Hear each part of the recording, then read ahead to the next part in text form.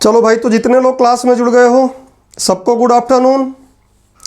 और आज क्लास में डिले हुआ तकनीकी कारण के कारण जो भी तकनीकी समस्याएं रहीं उसके लिए सबसे मैं क्षमा प्रार्थी हूं। और हाँ, सृष्टि दुबे जुड़ गई हैं और जुड़ते ही इन्होंने नमस्कार किया, स्वागत कर ली हैं आप मेरा, और मैंने सबका कर लिया। तो क्लास की अब हम लोग शुरुआत करेंगे। एक बार मैं और देख लेता हूँ उपस्थिति आप लोगों का, बाकी आप लोग अपने मित्रों को बताते रहें तो वो उपस्थिति इस पे दर्ज कराएंगे। क्लास एप्लीकेशन पर चल रही है, कोई उपस्थिति यूट्यूब पर जाकर ना देखने लगे कि यूट्यूब पे लाइव होगा, ठीक है। क्लास एप्लीकेशन पे चल रही है तो एप्लीकेशन पे देखना है। चलो, तो आज का क्लास काफ़ी महत्वपूर्ण होने वाला है, क्योंकि रसायन विज्ञान का जो अभी तक हम टॉपिक पढ़े हैं उनमें से अगर आपको कोई समस्या हो तो आप पूछ सकते हैं। मैंने पूरा प्रयास किया है कि उसमें आपको कोई समस्या ना जाए। और आज की क्लास और महत्वपूर्ण होने वाली है। एकदम सतही लेवल से, एकदम बेसिक लेवल से हम लोग पढ़ेंगे। एकदम बेसिक लेवल से उस लेवल तक, आप लोगों की भाषा में टॉप लेवल तक, टॉप नहीं, ठीक है, आप लोगों की भाषा में टॉप लेवल तक चलेंगे। सतही कंसेप्ट से टॉप लेवल के कंसेप्ट तक चलेंगे। और टॉप लेवल हमारा किस चीज़ के लिए रहेगा? पीएससी के लिए, यूपीएससी के लिए, आरएस के लिए, यूपी पीसीएस के लिए, बिहार पीसीएस के लिए, मतलब जो कंपटीशन के लिए एग्ज़ाम होते हैं, कॉम्पिटिटिव एग्ज़ाम होते हैं, खासकर सिविल सर्विसेज के लिए, उनके हिसाब से हमारा टारगेटिंग रहेगा टॉप लेवल। टॉप लेवल हमारा आईआईटी, जेई इनके लिए नहीं रहेगा, क्योंकि हम लोग पढ़ रहे हैं सामान्य अध्ययन, जीएस का स्टडी कर रहे हैं। तो क्लास की जब शुरुआत हो रही है तो आप लास्ट तक क्लास को देखो, लास्ट तक नोट बनाओ, कॉपी पेन निकाल लो, और फिर आपको समझ में आएगा कि हाँ, हमने जो पहले भी इस टॉपिक को अगर छुआ हो, कभी पढ़ा हो, तो शायद समझे नहीं होंगे, केवल पढ़े होंगे। सबसे पहले समझते हैं कि आज का टॉपिक रहेगा क्या, आज के चैप्टर का नाम क्या है। तो हम लोग पढ़ रहे हैं विज्ञान के मौलिक सिद्धांत। भोंपू आप लोग तभी बजाएंगे जब आपको कोई दिक्कत जाएगी या कुछ पूछना है, अदरवाइज चैटिंग से आप भी डिस्टर्ब होंगे, क्योंकि आप कुछ चैट करेंगे, पड़ोसी कुछ चैट करेगा, ऐसे करके आप लोग उसी में उलझे रहोगे। तो चैटिंग पर ध्यान नहीं देना है। चैटिंग तब करनी है जब आपको यहाँ कुछ समझ में नहीं आए, तो चैटिंग में उसको लिखो और लिखने के तुरंत बाद भोंपू बजा दो, जिससे कि आवाज़ आ जाएगी और मैं समझ जाऊँगा कि कुछ पूछ रहे हो आप, या कुछ टेक्निकल इशू आपको जाता है तब। अदरवाइज इधर से कोई टेक्निकल इशू होने वाला है नहीं 100%। तो हम लोग पढ़ रहे थे विज्ञान के मौलिक सिद्धांत, और मैं पहले ही बोल दिया हूँ कि हर एक सामान्य अध्ययन एग्जाम के लिए है ये, बशर्ते लेकिन हमको पता है कि क्लास एमपीपीएससी की है। तो विज्ञान के मौलिक सिद्धांत हम लोग पढ़ रहे थे। विज्ञान के मौलिक सिद्धांत में हम लोग रसायन विज्ञान के बारे में पढ़ रहे थे, केमिस्ट्री के बारे में पढ़ रहे थे, और केमिस्ट्री का अब तक अगर हम देखें तो केमिस्ट्री का अब तक 9 लेक्चर हो चुके हैं।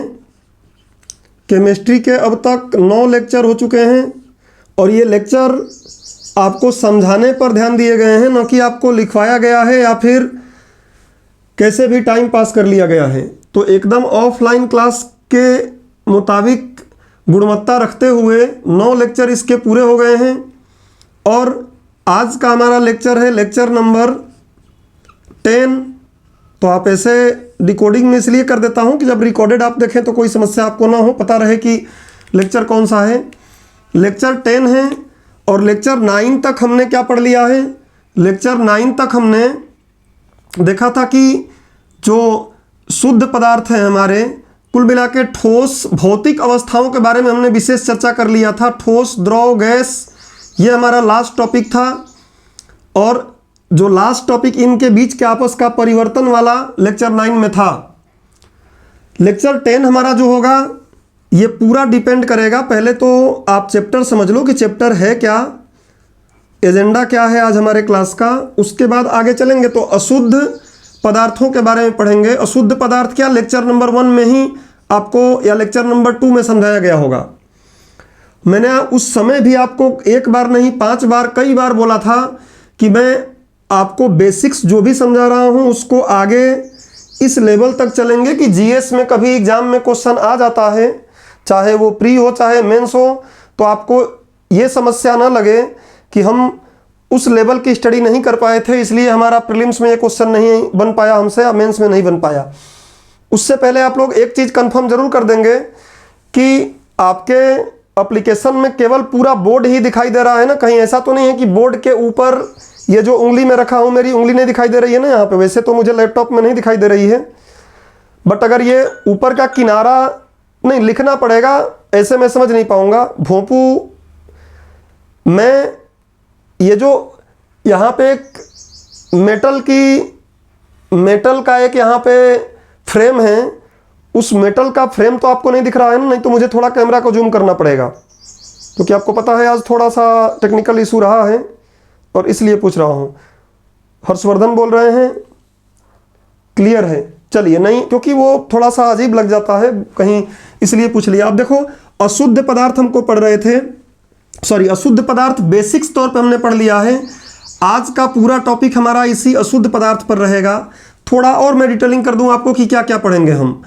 अशुद्ध पदार्थ में हम देखेंगे, पहले समझ लो 5-10 मिनट समय लगा के कि क्या पढ़ेंगे, जिससे कि आपको आइडिया हो जाए कि एग्जाम के लिए कितना महत्वपूर्ण है और एग्जाम में आता है नहीं आता है, एग्जाम की गुणवत्ता को भली भांति आप यहाँ समझ पाओगे। तो अशुद्ध पदार्थ हम पढ़ेंगे, तो मैंने आपको बता दिया था कि अशुद्ध पदार्थों को ही हम मिश्रण के नाम से जानते हैं, और ऐसा आज नहीं बोल रहा हूँ, पीछे के लेक्चर में बोला हूँ, आपको पता है, आपके एक नोट में कॉपी में लिखा भी होगा। तो मिश्रण बोलते हैं, और यही जो मिश्रण होता है, अभी समझाऊंगा कि क्या है, लिखवाऊंगा भी, बट बेसिक्स थोड़ा कि क्या हम आज पढ़ने वाले हैं। मिश्रण, तो मिश्रण में मैंने आपको बताया था कि एक समांगी मिश्रण होता है, एक समांगी मिश्रण होता है और दूसरा विसमांगी मिश्रण होता है। क्या है समझा चुका हूं, फिर भी शॉर्ट लेवल का एक थोड़ा सा ओवरव्यू लेंगे, लेकिन पहले समझ लो क्या पढ़ेंगे, एजेंडा में क्या आने वाला है। समांगी, विसमांगी, समांगी मिश्रण जो होता है इसी को विलयन भी कहा जाता है, और इसी विलयन को आप देखेंगे एक लेवल पर हम वास्तविक विलयन भी कहेंगे। कैसे, वो टॉपिक, वो बात हम देखेंगे कि वास्तविक विलयन क्या है, ट्रू सॉल्यूशन। तो इस वास्तविक विलयन और फिर विलयन के बारे में हम देखेंगे कि विलयन के प्रकार क्या होते हैं, क्या विलयन के प्रकार देखेंगे इस लेक्चर में। विलयन के प्रकार अलग अलग आधारों पर देखेंगे। जैसे मैं बोलूं कि अभी इस क्लास में एमपीपीएससी प्री मेंस की क्लास में कितने प्रकार के स्टूडेंट बैठे हुए हैं, तो आप पूछ सकते हैं कि किस आधार पर आप मुझसे बात कर रहे हैं या किस आधार पर क्वेश्चन किया जा रहा है। अदरवाइज अगर मैं आधार आप नहीं पूछ पाते हैं तो आप मुझे बताएंगे कि सर कि जेंडर के अनुसार तो 2 लोग बैठे हुए हैं, 2 टाइप के लोग बैठे हुए हैं, कुछ फीमेल्स हैं कुछ मेल्स हैं। फिर एजुकेशन के अकॉर्डिंग अलग हो जाएगा, कोई साइंस बैकग्राउंड के बैठे हैं, कुछ आर्ट्स के बैठे हैं, कुछ कॉमर्स के बैठे हैं, कुछ एग्रीकल्चर के बैठे हैं। फिर ऐसे ही, तो आधार मैंने आपको पीछे भी समझाया है, आधार दिमाग में रखना है। तो अलग अलग आधारों पर हम इसका वर्गीकरण देखेंगे, अलग अलग आधारों पर वर्गीकरण देखेंगे। और देखो स्वाभाविक सी बात है कि मैं क्लास ले रहा हूं तो क्लास 1.5 घंटे का तो कम से कम होना ही है, मिनिमम समय लगेगा। 1.5 घंटे से पहले छोटा एजेंडा लेंगे तब भी समझाना है ना मुझे, केवल बोल के लिखवा नहीं देना है। बार बार बोलता हूं ना, रोज यही बात याद दिलाता हूं कि पीएससी में हद को पार नहीं करना है। समझने से ज़्यादा अगर लिखने लगेंगे बात बिगड़ जाएगी। लिखना तो है ही लेकिन समझना जरूरी है। तो अलग अलग आधारों पर बात करेंगे। इसी में कुछ बात आते हैं, आप देखेंगे इसी में 2-4 बातें और हम समझेंगे। थोड़ा सांद्रता के बारे में समझेंगे, सांद्रता के आधार पर क्या है। इसी में एक टर्म हम विलेयता के बारे में समझेंगे, बहुत ही इंपॉर्टेंट है, बहुत से क्वेश्चन इस पर जीएस में पूछे जाएंगे। मैं इसको टेक्निकल तरीके से नहीं पढ़ाऊंगा बल्कि सामान्य अध्ययन के हिसाब से पढ़ाऊंगा। आप जब आगे देखेंगे तो समझ में आएगा कि हाँ ये हमारे लाइफ में, जैसे गोताखोर जो होते हैं वो नीचे जाते हैं और केवल हाइड्रोजन नाइट्रोजन का मिश्रण लेके अगर सिलेंडर में चले जाएं तो उनको एक रोग हो जाता है। कौन सा रोग होता है हम देखेंगे, उस रोग से बचने के लिए क्या करेंगे। तो विलेयता को हम एकदम जनरल कॉमन लाइफ में जो प्रयोग होना है सामान्य अध्ययन में, उस हिसाब से पढ़ेंगे। उसी हिसाब से सांद्रता के बारे में पढ़ेंगे। और जब इस विलयन के बारे में हम यहाँ स्टडी कर लेंगे, विलयन के प्रकार देख लेंगे, उसके बाद विषमांगी में जाएंगे, तो विषमांगी भी हमारे लिए उतना ही महत्वपूर्ण है। खासकर राज्य पीएससी की बात मैं कर रहा हूँ, राज्य पीएससी के लिए उतना ही महत्वपूर्ण है। बात रहा अगर यूपीएससी के लिए, तो यूपीएससी के लिए मेंस में अब तक तो ट्रेंड यही रहा है कि यूपीएससी में ये चीज़ पालन नहीं करता है, वो टेक्निकल करंट इशू पर चलता है, तकनीक पर ज़्यादा ध्यान देता है, साइंस पर नहीं। लेकिन एमपी पीएससी हो गई या राज्य पीएससी हो गए, उनमें इसका वेटेज रहता ही रहता है। आप देख सकते हैं बोरबरी का नियम, बोर का मॉडल पूछ चुका था पिछले मेंस में। तो विषमांगी में एक होता है क्या, और ये हमारे डेली लाइफ में ज़रूरत है इनका, एक होता है सस्पेंशन जिसको बोलते हैं निलंबन। सिरप खरीदने जाते हैं तो वहाँ एग्जाम्पल में दूंगा आपको, देखिएगा कोई सिरप खरीदने जाएंगे वहाँ सस्पेंशन निलंबन लिखा रहेगा कि सस्पेंशन इतना ml उसमें लिखा रहेगा। और दूसरा होता है कोलाइडल या कोलाइडी, तो कोलाइडी विलयन ही बोल देंगे हम या कोलाइडी बोल देंगे, ये विषमांगी होते हैं। तो आज हमारे लेक्चर का पूरा केंद्र बिंदु रहेगा ये समांगी वाला, पूरा केंद्र बिंदु समांगी वाला समझने का रहेगा। अब चाहे इसमें 1.5 घंटे लग जाए, चाहे 1 घंटे लग जाए, चाहे जितना भी लग जाए, लेकिन इसका एकदम आप लोगों की भाषा में टॉप लेवल का, एकदम टॉप लेवल की बात कर लेंगे जो जीएस के लिए, कि फिर फ्यूचर में कहीं भी अगर आपको केमिस्ट्री पढ़ने का मन भी कर देता है कि चलो एक बार थोड़ा देख के आ जाते हैं, डेमो लेके आ जाते हैं, तो उस डेमो में जाने के बाद आपको लगेगा कि नहीं यार समय खराब हो रहा है, चलो घर पे रिवाइज कर लेंगे, इससे ज़्यादा हम जानते हैं। तो पूरा टॉप लेवल की यहाँ जितनी हो सकती है उतनी बात कर लेंगे हम। आज पूरा एजेंडा हमारा यही रहेगा, आज का एजेंडा फिक्स हो गया है कि हम ये पढ़ेंगे। अगला लेक्चर जो होगा वो विषमांगी पर इसमें होगा, और तीसरा लेक्चर मतलब अशुद्ध पदार्थों को 3 पार्ट में कहीं ना कहीं जाएगा। ये कोई छोटा कोई बड़ा हो जाए अलग बात है। आज का पार्ट ये 1 पार्ट होगा, लेक्चर 10 का पार्ट 1, या हम इसको जब कोडिंग करके लिखेंगे रिकॉर्डेड वीडियो पर तो क्या होगा, अशुद्ध पदार्थ पार्ट 1 ये बनेगा, अशुद्ध पदार्थ पार्ट 2। तो फिर दिमाग में स्वाभाविक सी बात है कि पार्ट 3 क्या आएगा। तो पार्ट 3 ये आएगा कि अभी परिभाषा हम पढ़ेंगे या पढ़ चुके हैं पहले कि जो मिश्रण होते हैं ये 2 या 2 से अधिक तत्वों या यौगिकों से मिलकर बनते हैं, और मिलकर बनने के बाद पीछे के लेक्चर में जाकर देख लीजिएगा कि ये अपने स्वभाव को छोड़ते नहीं हैं, अपने भौतिक गुणों को या रासायनिक गुणों को छोड़ते नहीं हैं। तो दोनों एक दूसरे में जाने के बाद भी अपने गुणों को रखते हैं। मैंने आपको पूरा बताया था कि जब यौगिक बनता है तो ऊष्माक्षेपी या ऊष्माशोषी जो भी बताया था, लेकिन जब विलयन बनता है या मिश्रण बनता है तो नहीं, पीछे के लेक्चर जरूर रिवाइज कर लीजिएगा। बाकी अभी थोड़ी सी बात कर लेंगे यहाँ। तो मिश्रण में जो अवयव 2 4 5 मिला देंगे, 2 मिला देंगे, 5 मिला देंगे, 4 मिला देंगे, तो चाहे वो विषमांगी प्रकार का बन जाएगा चाहे समांगी प्रकार का। तो 2 लेक्चर तो इस पर हो गया, समांगी वाले का और विषमांगी वाले का। और अगला लेक्चर किस पर होगा, तीसरा, कि जब उनको हम मिला लिए हैं तो केवल मिलाने से बात नहीं है ना, क्वेश्चन कई बार पूछ देता है कि उसको अलग करने की विधियां क्या हैं। तो आप सुने होंगे प्रभाजी आसवन विधि, आसवन विधि, ऊर्ध्वपातन विधि, क्रिस्टलीकरण विधि, ऐसी कई विधियां हैं जो एग्जाम में आपसे पूछ लेगा डायरेक्ट कि इस विधि के द्वारा किस प्रकार के विलयनों को आपस में अलग किया जा सकता है, इस विधि द्वारा किस प्रकार के विलयन को आपस में अलग किया जा सकता है। या फिर क्वेश्चन ऐसे घुमा के पूछ लेगा, विधि का नाम दे देगा और बोलेगा कि इस विधि के द्वारा किस प्रकार के विलयन के घटकों को आपस में अलग किया जा सकता है। तो प्रीलिम्स में भी वो पूछ लेगा और मेंस में भी संभवतः एग्जाम में पूछ सकता है। तो तीसरा लेक्चर उस पर रहेगा, ठीक ठोस में जैसे हमने पढ़ा कि ठोस, द्रव, गैस जो भौतिक अवस्था पढ़े तो याद करो उसको हमने 3 लेक्चर लग गए। कारण क्या था, पहले लेक्चर में वो सारे कॉन्सेप्ट्स पढ़े जो कॉन्सेप्ट्स हमें ज़रूरत था जानने के लिए, अंतरा आणविक बल क्या है, वाष्प दाब क्या है, सारी बातें। लेक्चर 2 में हमने क्या पढ़ा, इन तीनों का जो गुण होते हैं वो पढ़ लिया, गैस का नियम पढ़ लिया, द्रव क्या था, ठोस था। और तीसरे में पढ़ा कि इन तीनों का आपस में परिवर्तन कैसे होता है, ठोस का द्रव में कैसे, द्रव का गैस में कैसे, गैस का द्रव में कैसे, ये सब परिवर्तन किए और वो 3 लेक्चर बन गए। ठीक उसी की कॉपी होगी यहाँ पर, मैक्सिमम 3 लेक्चर इसमें बनेंगे, मिनिमम 2 लेक्चर बनेंगे। अगर मिनिमम ऐसा हुआ कि ये वाला जल्दी कवर हो गया तो ये दोनों एक में मिक्स हो जाएंगे, मतलब ये और इनको अलग करने वाला लेक्चर एक ही में मिक्स हो जाएगा तो 2, तो मिनिमम 2 या मैक्सिमम 3 पार्ट इसके अशुद्ध पदार्थों के बनेंगे। और उसके बाद जस्ट हम लोग आगे बढ़ जाएंगे अणु और परमाणु नाम के चैप्टर पर। उस अणु और परमाणु नाम का जो चैप्टर है उस चैप्टर से भी राज्य पीएससीओ के मेंस में क्वेश्चन आए हुए हैं और आगे भी आते रहेंगे। चलिए, तो एजेंडा समझ में आ गया कि आज हम पढ़ क्या रहे हैं। Krishna Kushwaha ji good morning, good afternoon बोल रहे हैं। आपको भी सादर गुड आफ्टरनून।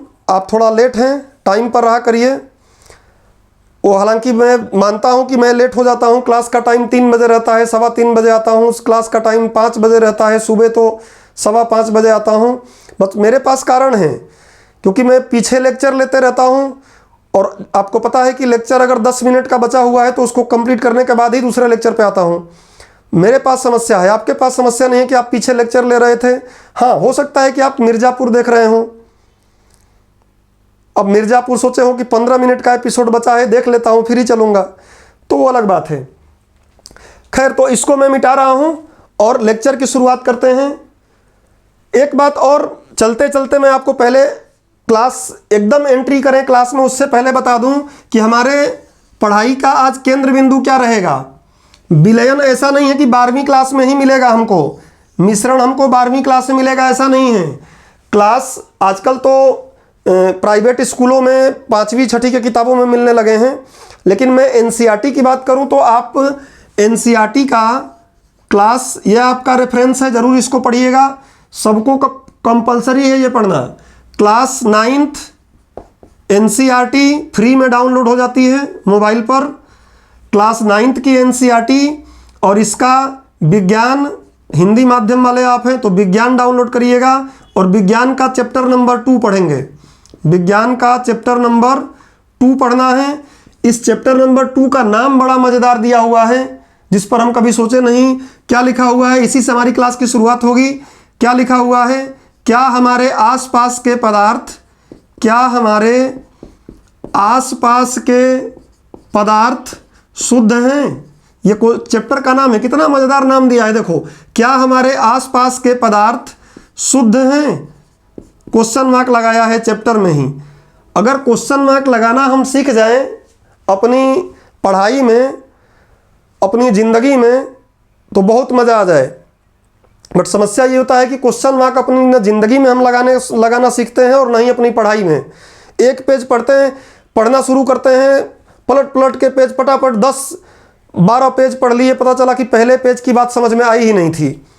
बाद में समझ में आ रहा है कि अरे यार, मैं जो पहला लाइन पढ़ा था वो क्या था। तो पढ़ाई का मतलब ही होता है क्वेश्चन मार्क लगाना। आप समझो, एक लाइन पढ़े, क्वेश्चन मार्क लगाओ, इस लाइन में क्या लिखा है, क्या ऐसी बातें हैं जिसको हमें समझना है। पुराने पेपर्स अगर देख लिए हो तो दिमाग में लाओ कि आखिर में ये कौन सी, इस लाइन में से, इस पैराग्राफ में से, इस पेज में से कैसी बातें उस एग्जाम में पूछा जाएगा जिसकी हम तैयारी कर रहे हैं। क्योंकि एग्जाम की तैयारी आप कर रहे हो सिविल सर्विसेज की, स्पेशली ये बैच एमपीपीएससी का है। तो एमपीपीएससी की मानसिकता अब तक कैसी रही है, क्या पूछता है वो। अगर पुराने पेपर्स नहीं देख रहे हैं, सिर्फ पढ़े जा रहे हैं, तो वो भी एक तरीके से आप अपराध किए जा रहे हैं अपने लिए। बाद में आप खुद ही फंसेंगे इसके चक्कर में। पुराने पेपर्स कम से कम ज़रूर देखिए। ठीक क्रिकेट मैच आप देखते हो, अगर इंडियन टीम को बांग्लादेश के खिलाफ खेलना है तो बांग्लादेश के खिलाफ मतलब पटवारी का पेपर हो गया। पटवारी के पेपर का स्ट्रेटजी कुछ अलग रहेगा। और अगर आप ऑस्ट्रेलिया के साथ खेल रहे हो, खैर ऑस्ट्रेलिया आजकल उतनी मजबूत टीम नहीं है, लेकिन मान लो ऑस्ट्रेलिया के साथ खेलना है, पाकिस्तान के साथ खेलना है, इंग्लैंड के साथ खेलना है, तो ये सब जितने देशों का नाम मैं बोल रहा हूँ ना, इंडिया टीम मतलब आप हो। और जिनका नाम मैं ले रहा हूँ ये सारे एग्ज़ाम्स हैं। हर एक एग्ज़ाम्स की प्रकृति अलग अलग है, हर एक एग्ज़ाम की कुछ कमजोरियां हैं, कुछ उसकी स्ट्रेंथ है, पावर हैं। और जैसा जब तक हम जानेंगे नहीं कि इंग्लैंड की टीम की क्या कमजोरी है, अर्थात क्या क्वेश्चंस वो नहीं पूछता है, किससे उससे कोई मतलब नहीं रहता है, उसको हमें नहीं सोचना है। क्या उसका स्ट्रेंथ है, कैसे क्वेश्चन पूछता है, किस टाइप के क्वेश्चन पूछता है, अगर ये हमको पता है प्री और मेंस दोनों का, तो फिर पढ़ने का मज़ा ही कुछ और रहेगा। जो भी चीज़ पढ़ोगे, चाहे कोई रेफरेंस बुक पढ़ रहे हो, चाहे कोई एनसीईआरटी पढ़ रहे हो, चाहे कोई न्यूज़पेपर पढ़ रहे हो, चाहे कोई पत्रिका पढ़ रहे हो, हर एक चीज़ में आप बहुत अच्छे से समझ पाओगे कि हमारे एग्ज़ाम के लिए हमारे लिए क्या काम का है और क्या काम का नहीं है।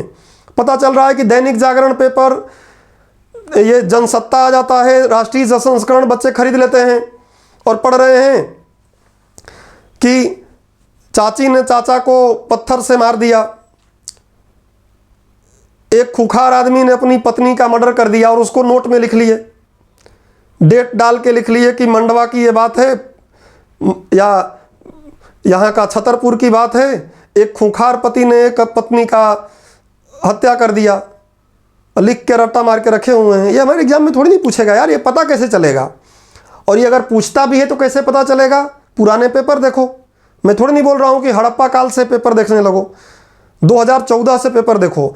और जितने लोग चाहते हैं कि एग्ज़ाम मुझे क्रैक करना है, निकालना है, उनको ये काम करना ही पड़ेगा। थोड़े समय के लिए व्हाट्सएप, फेसबुक और इंस्टा को साइड में रखना पड़ेगा और पेपर सॉफ्ट कॉपी में भी नहीं, मेरा मानना है कि उसका तुम लोग बंच बना के, सॉल्व मत लेना, सॉल्व पेपर जो मिलते हैं वो नहीं लेना है, उसको ले लिए तो मतलब ही नहीं है, अनसॉल्व लेकर आओ। मैं जैसे ही टॉपिक ख़त्म करूँगा ये, उसके बाद उसमें ढूंढो कि प्रीलिम्स में कभी क्वेश्चन आए क्या, मेंस में कभी क्वेश्चन आए क्या, और आए अगर तो कौन से क्वेश्चन आए, क्या हमसे क्वेश्चन वो बन रहे हैं, नहीं बन रहे हैं। फिर आप मुझसे क्वेश्चन कर पाओगे, प्लस मेरी गुणवत्ता भी समझ पाओगे या किसी भी टीचर की क्लास की गुणवत्ता समझ पाओगे। सॉरी, ये पेन का ढक्कन गिर गया। तो क्लास की गुणवत्ता को समझ पाओगे कि हाँ, हम जो पढ़ रहे हैं उसकी गुणवत्ता वैसी है जैसा हमारा एग्ज़ाम की प्रकृति है। समझ रहे हैं ना? नहीं तो पिछले मेंस के एग्ज़ाम में एमपीपीएससी में पूछा स्वास्थ्य क्या है, वो क्वेश्चन मैं मेंस वालों को लिखवाया हूँ, मेंस वाले बच्चों को पता होगा वो क्वेश्चन लिखवाया हूँ मैं। और आप लोग मेंस के बच्चों को पता है कि उस दिन मैंने ये भी पूछा, बताओ स्वास्थ्य क्या है, कैसे आप स्वास्थ्य को डिफाइन करोगे, 2 लाइन में बताओ। सभी लोग खड़े हो गए, सभी लोग उस दिन शांत हो गए थे और कई लोग उसमें मेंस दिए हुए भी बैठे थे जो मेंस दिए हैं। यही तो सोचना है, क्वेश्चन मार्क हमें यही तो लगाना है। इस एनसीईआरटी के बारे में क्यों बात कर रहा हूँ कि एनसीईआरटी कितना मज़ेदार बात लिखा हुआ है कि क्या हमारे आसपास के पदार्थ शुद्ध हैं। ये तो चैप्टर का नाम है, लेकिन चैप्टर के नाम के आगे जो ये क्वेश्चन मार्क लगाया है, ये क्वेश्चन मार्क कितना कुछ हमें सिखा रहा है अगर हम इससे सीख पा रहे हैं तो। और मैं जब भी आपको नोट्स बनवाता हूँ, चाहे सब्जेक्ट कोई भी हो, तो बीच बीच में क्या है क्वेश्चन मार्क लगवाता हूँ, फिर उसका आंसर देता हूँ, इसीलिए कि आप उसको सीखो। हर चीज़ से सीखा जा सकता है, तो क्वेश्चन मार्क लगाना सीखो आज से लाइफ में। और उस क्वेश्चन मार्क को केवल लगाओ मत, उसका समाधान ढूंढो। पहले खुद ढूंढो, आज इंटरनेट की दुनिया है, और खुद अगर नहीं ढूंढ पाते हो तो कोचिंग कर रहे हो ना, टीचर किस काम आएंगे? टीचरों से पूछो, जो भी टीचर्स आपको पढ़ाते हैं उनसे पूछिए। जब तक उसका समाधान जरूर ढूंढो। अगर वो हमारे एग्ज़ाम के लेवल का है तो ज़रूर ढूंढो, एग्ज़ाम के लेवल का नहीं है, आईआईटी का है, इंजीनियरिंग का है, हमारे लिए उसका कोई महत्व नहीं है, तो एक बार सोच सकते हैं चलो छोड़ो, जाने दो, हमारे काम का नहीं है। लेकिन हमारे मन में ये बात नहीं होनी चाहिए कि एग्ज़ाम की ही बात हो और फिर बोले अरे कोई बात नहीं, हमारे काम का नहीं है, मन को सांत्वना दे दे कि नहीं है तो एग्ज़ाम में आएगा नहीं, और जब पूछ लेगा तब फिर रोओगे। चलो, तो उम्मीद करता हूं कि आपको इतनी बात समझ में आ गई होगी। और आपका होमवर्क यही रहेगा, सभी लोग, जो लोग रिकॉर्डेड लेक्चर देख रहे हैं वो लोग भी अगर सीरियस तैयारी करना चाहते हैं, अपने लाइफ में भी इसका यूज होए। सामान्य अध्ययन इसीलिए तो है, सामान्य अध्ययन विशेषज्ञता तो बनाता नहीं है, विशेषज्ञ टाइप का अध्ययन तो है नहीं, ना आपको विशेषज्ञ बना देगा। तो सामान्य अध्ययन एक कॉमन व्यक्ति के लिए भी है, जो जागरूक व्यक्ति है, लाइफ में कंपटीशन की तैयारी भले ही नहीं कर रहा है लेकिन लाइफ में सही से जीना चाहता है, थोड़ा जानना चाहता है कि आसपास हमारे क्या हैं, उनके लिए भी है सामान्य अध्ययन। तो आपका होमवर्क है क्लास 9th का एनसीईआरटी, जो फ्री में मिलता है, खरीदने की कोई ज़रूरत नहीं है। विज्ञान मैं शेयर भी कर दूंगा अगर आप लोग नहीं डाउनलोड कर पाओ तो। खैर ऐसा हो ही नहीं सकता कि आप डाउनलोड न कर पाओ। चैप्टर 2, क्या हमारे आसपास के पदार्थ शुद्ध हैं, क्वेश्चन मार्क। तो लगभग 20 मिनट की क्लास तो अभी हो गई है, और इस 20 मिनट की क्लास में सिर्फ मैंने आपको आज के एजेंडा के बारे में बात किया। अब आज की क्लास शुरू करते हैं। जो मैंने बातें बोला वो आपको क्लियर कट समझ में आ गया तो हैंड रेज कर दीजिए, जिससे मुझे भी लगे कि हाँ आप कनेक्ट हैं मुझसे। हाँ, सभी लोग, जितने लोग हैंड रेज कर सकते हो हैंड रेज कर लो। जब तक मैं इसको मिटा रहा हूं हैंड रेज करते रहो।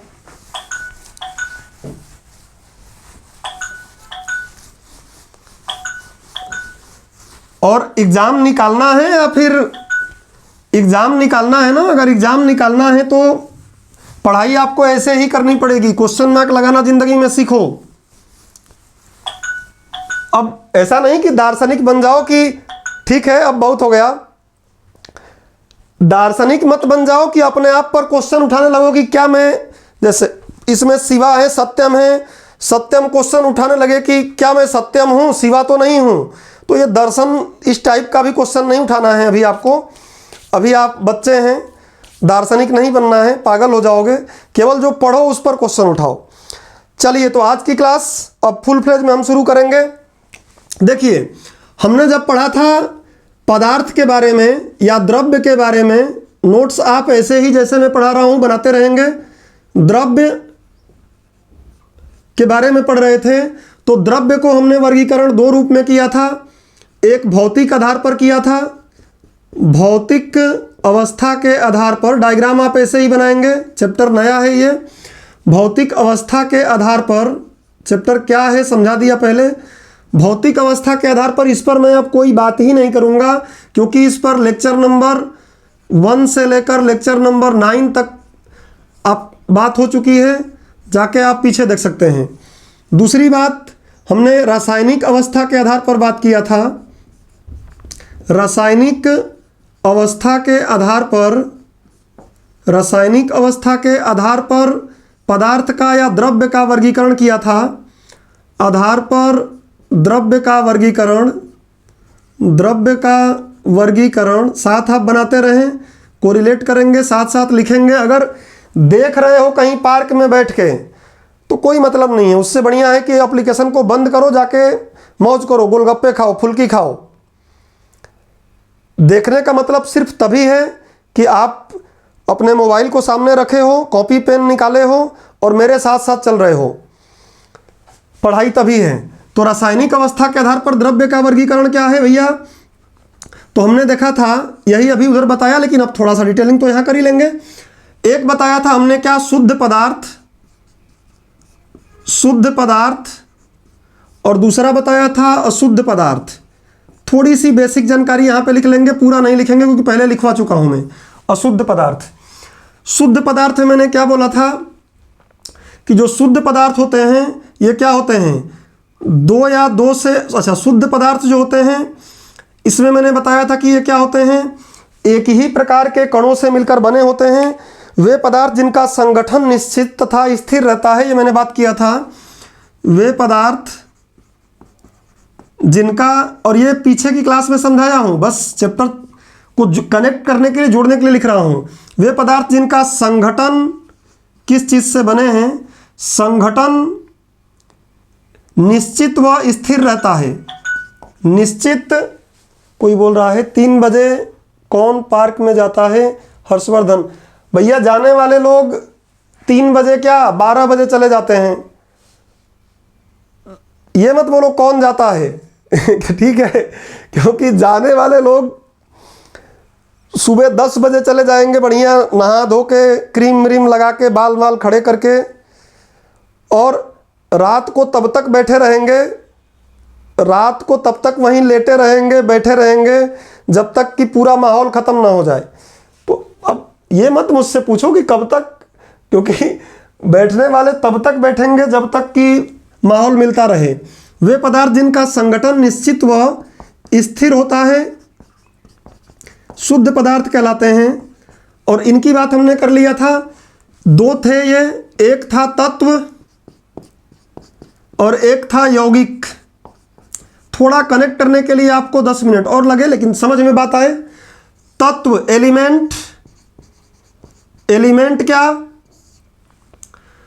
तो तत्व मैंने बताया था कि इसकी कई परिभाषाएं बताया था, लेकिन मुख्य परिभाषा हमने निकल के जो लास्ट वर्तमान में आया था परिभाषा, पीछे लेक्चर में आप जाके देखिएगा कि एक ही पदार्थ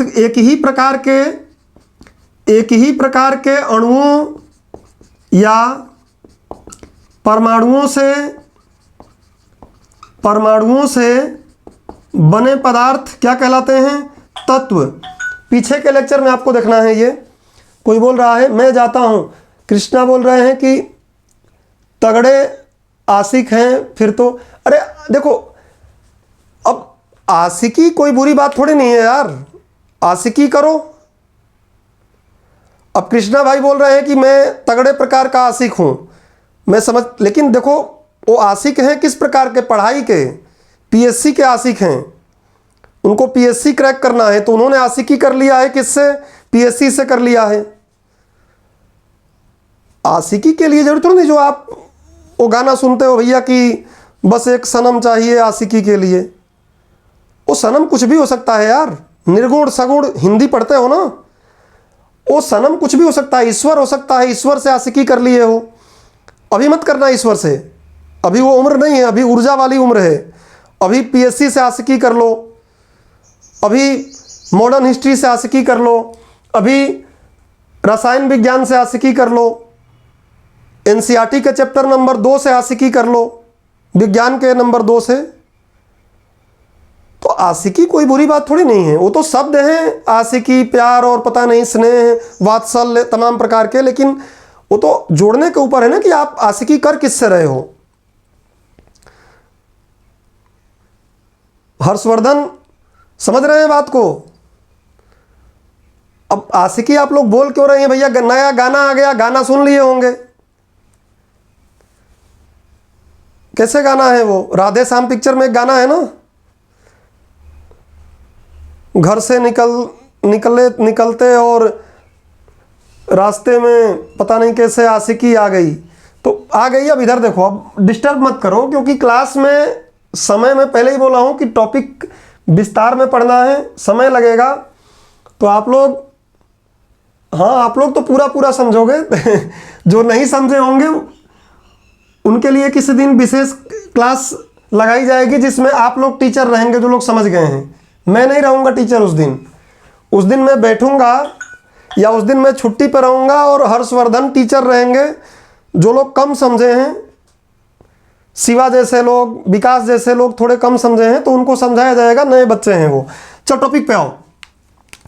तो तत्व मैंने बताया था कि एक ही प्रकार के अणुओं या परमाणुओं से बने पदार्थ तत्व कहलाते हैं। और तत्व में हमने बात किया था, तत्व में बहुत कुछ पढ़ लिया था, लेकिन मैंने आपको बताया था कि तत्व में मैं 3 चीज आपको आगे पढ़ाऊंगा, एक पूरा चैप्टर बनेगा, और वो क्या होगा? धातु, अधातु, उपधातु। लेकिन जब तक अणु परमाणु नहीं पढ़ रहे हैं मजा नहीं आएगा इसमें।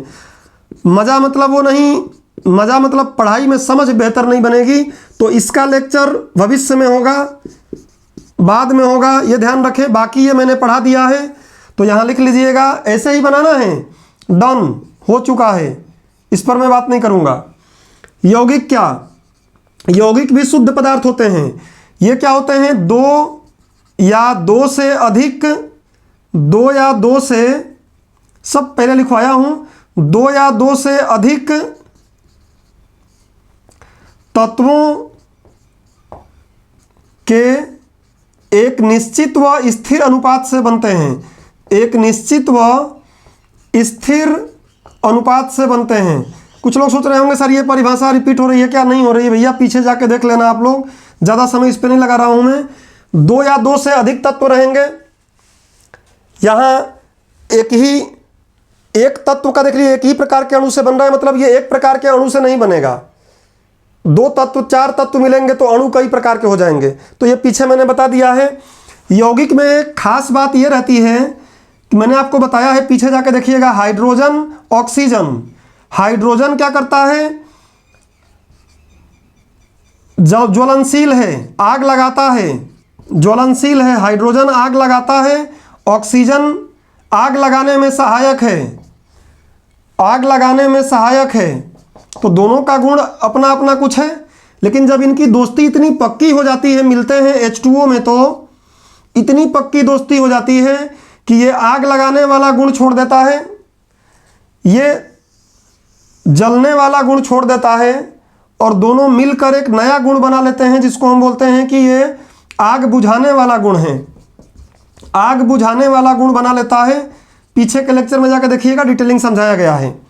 तो ये क्या करते हैं इसमें कि दोनों अपने गुणों को छोड़कर एकदम एक नए प्रकार का गुण पैदा करते हैं, और इनको हम किसी भी भौतिक विधि द्वारा, पीछे पढ़ा चुका हूं, अगर किसी भौतिक विधि, पानी को कितना भी हथौड़े से मार के चाहे कि हाइड्रोजन ऑक्सीजन को तोड़ ले, नहीं तोड़ पाएंगे। तो किसी भी भौतिक विधि द्वारा इसको अलग नहीं किया जा सकता है, या आपको विशेष तौर पे ध्यान रखना है। लेकिन रासायनिक विधि के द्वारा इनको अलग अलग किया जा सकता है। पानी से ऑक्सीजन अलग हो जाएगा, हाइड्रोजन अलग हो जाएगा, लेकिन सिर्फ किस विधि से? रासायनिक विधियों के द्वारा, भौतिक विधियों के द्वारा नहीं। इतना आपको दिमाग में रखना है, और पीछे पढ़ाया हूं, वहां जाके देख लीजिएगा। अब अशुद्ध पदार्थ क्या होता है? तो इस अशुद्ध पदार्थ को ही डायग्राम आपको बनाना है कॉपी में, इस चैप्टर में भी। कुछ लोग सोचे सर डिटेल में जब पहले पढ़े हैं तो यहाँ क्यों बनाएं? यहाँ कनेक्ट होने के लिए बनाना है। मिश्रण, अशुद्ध पदार्थों को मिश्रण भी कहते हैं। और अशुद्ध पदार्थ क्या होते हैं? तो वे पदार्थ जिनका संगठन अनिश्चित और अस्थिर होता है। वे पदार्थ लिख लीजिएगा, जिनका संगठन, वे पदार्थ जिनका संगठन अनिश्चित, फिक्स नहीं, अनिश्चित व अस्थिर होता है, अस्थिर होता है। यहां देखो, हाइड्रोजन 2 है, फिक्स है, ऑक्सीजन 1 है, फिक्स है। गलती से भी हाइड्रोजन और ऑक्सीजन बोलेगा कि मैं भी 2 रहूंगा, तो वो पानी नहीं हो जाएगा, वो हाइड्रोजन परऑक्साइड नाम ही बदल जाएगा, पूरा गुण बदल जाएगा, पिएंगे तो मर जाएंगे। साफ करने के, घाव साफ करने के काम आता है। कोरोना भैया को भी इससे मार रहे थे, हमने देखा था। यहां पर नींबू पानी मिलाओ, अपनी मर्जी, नींबू 10 डाल लो, 2 डाल लो, 5 डाल लो, बोलेंगे उसको नींबू पानी ही, उसको नारियल पानी नहीं बोल सकते। यहां पे बस O2 हो गया तो हाइड्रोजन परऑक्साइड हो गया, पानी बोलेंगे गलत हो जाएगा। यहां नींबू पानी, नींबू 10 डाल देंगे तब भी नींबू पानी रहेगा, वो नींबू पानी नारियल पानी नहीं बन जाएगा। तो वे सब पीछे पढ़ाया हूं। वे पदार्थ जिनका संगठन अनिश्चित व अस्थिर होता है उसको अशुद्ध पदार्थ बोलते हैं।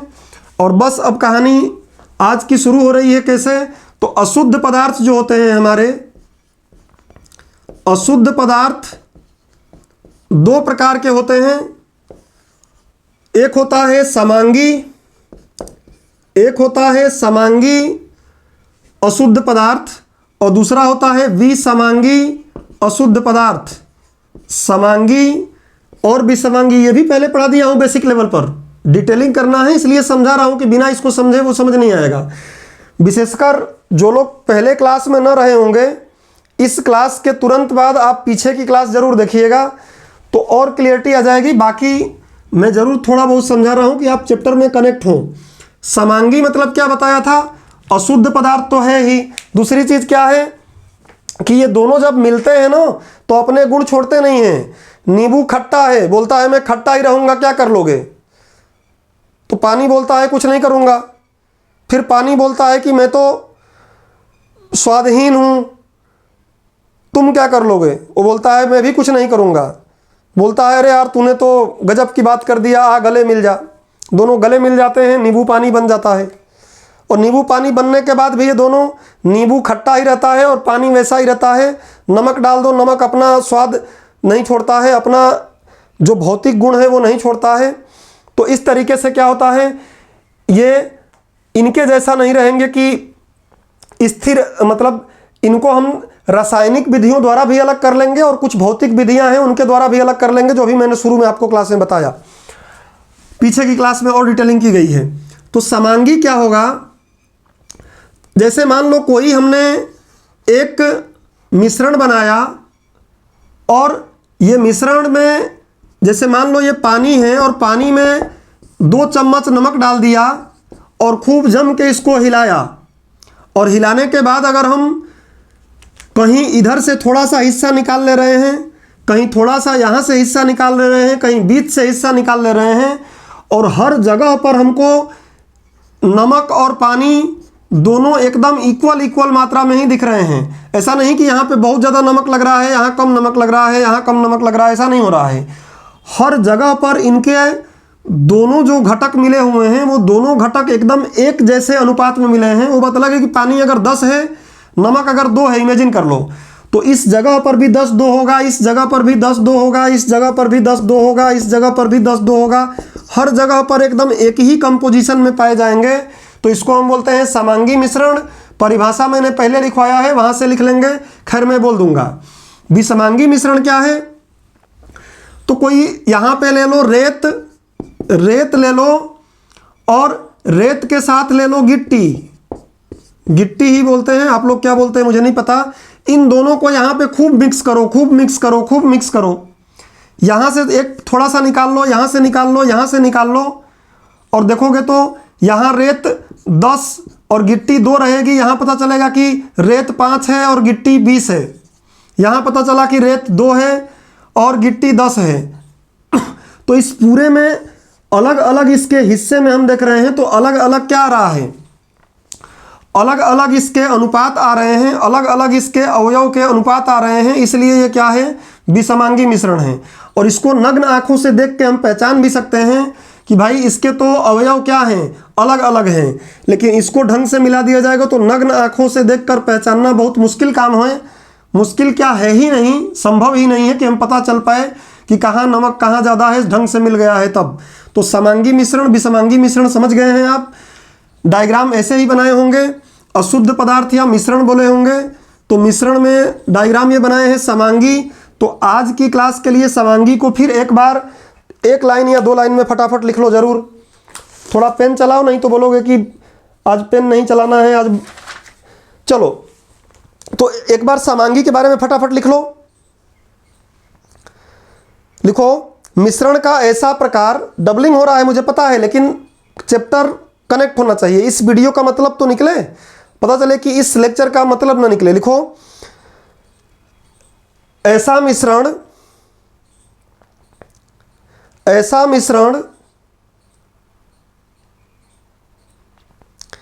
जिसके प्रत्येक भाग में उसके अवयवों का अनुपात बराबर रहता है। अवयव बोल सकते हो या घटक बोल सकते हो। जिसके प्रत्येक भाग में उसके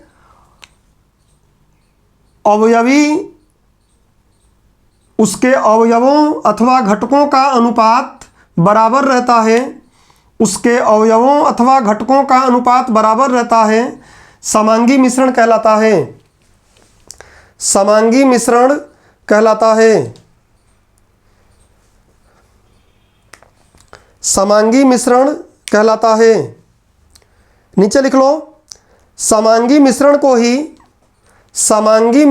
ही विलयन भी कहा जाता है। समांगी मिश्रण को ही विलयन भी कहा जाता है। अभी आज की क्लास इसी पर समांगी पर है। विसमांगी में 1 लाइन लिख के डायग्राम बना के छोड़ देते हैं। विसमांगी में लिखो, हालांकि पहले समझा चुका हूं। लिखो, मिश्रण का ऐसा प्रकार, विसमांगी मिश्रण में लिखना है, क्योंकि इसका एग्जाम्पल अभी आपको खूब देंगे, इतने एग्जाम्पल देंगे, इतिहास भूगोल सब आपको याद आ जाएगा। लेकिन टॉपिक ही ये है, इसलिए इसको थोड़ा सा बना के छोड़ देते हैं कि बात समझ में आए, और अगले क्लास में यहीं से यहाँ की कहानी शुरू होगी। विसमांगी में लिखो, ऐसा मिश्रण या मिश्रण का ऐसा प्रकार, जो भी बोला होगा, मिश्रण का ऐसा प्रकार जिसके प्रत्येक भाग में, जितने उसके भाग होंगे, जिसके प्रत्येक भाग में उसके अवयवों की संख्या भिन्न भिन्न हो, उसके अवयवों की संख्या भिन्न भिन्न हो, विसमांगी मिश्रण कहलाता है। विसमांगी मिश्रण कहलाता है। मुख्य रूप से इसके 2 प्रकार होते हैं। बस इतना ही इसमें बात करेंगे, उसके बाद अगले लेक्चर में इसकी बात आएगी। हम मूल बात पर अब पहुंचने वाले हैं, जो हमारा आज का लेक्चर है। और इसलिए मैं हमेशा आपको बोलता हूं कि जब भी मैं क्लास पढ़ाता हूं, शुरू में समय लगता है माहौल बनाने में। माहौल बन गया तो फिर मज़ा आ जाता है, समझ में आएगी बात। माहौल नहीं बना तो लिख लिख के हालत ख़राब होगी, बात बनने वाला है नहीं। ये 2 प्रकार के होते हैं। एक लिख लीजिए, क्या? एक लिख लीजिए, निलंबन पीछे बता दिया था, फिर जब पढ़ेंगे तो डिटेलिंग करेंगे। सस्पेंशन होमवर्क दे दिया हूँ, एनसीईआरटी 9th क्लास का, वहाँ भी देखेंगे सस्पेंशन। अब देखो वो 9th किताब है ना, वो उतना डिटेलिंग में नहीं समझाया हुआ है, फिर भी बहुत कुछ समझाया है अगर उसको ढंग से पढ़ोगे तो। मैं उसको एकदम तोड़ के बताऊंगा यहाँ। और अगला है कोलाइडी विलयन, और इसलिए मैं इन दोनों के लिए एक अलग लेक्चर लूँगा। कोलाइडी विलयन बोल देते हैं या कोलाइडी मिश्रण बोल देते हैं, बस इतना अभी दिमाग में रखना है। अगले लेक्चर में इसका नाम लूँगा मैं, इसको काम खत्म करना है। जो भी बोर्ड पे है मैं मिटा रहा हूँ, मिटाऊंगा, और इस समांगी की कहानी आगे बढ़ाएंगे अब हम। इसको मिटा दूं, हैंड रेज करो।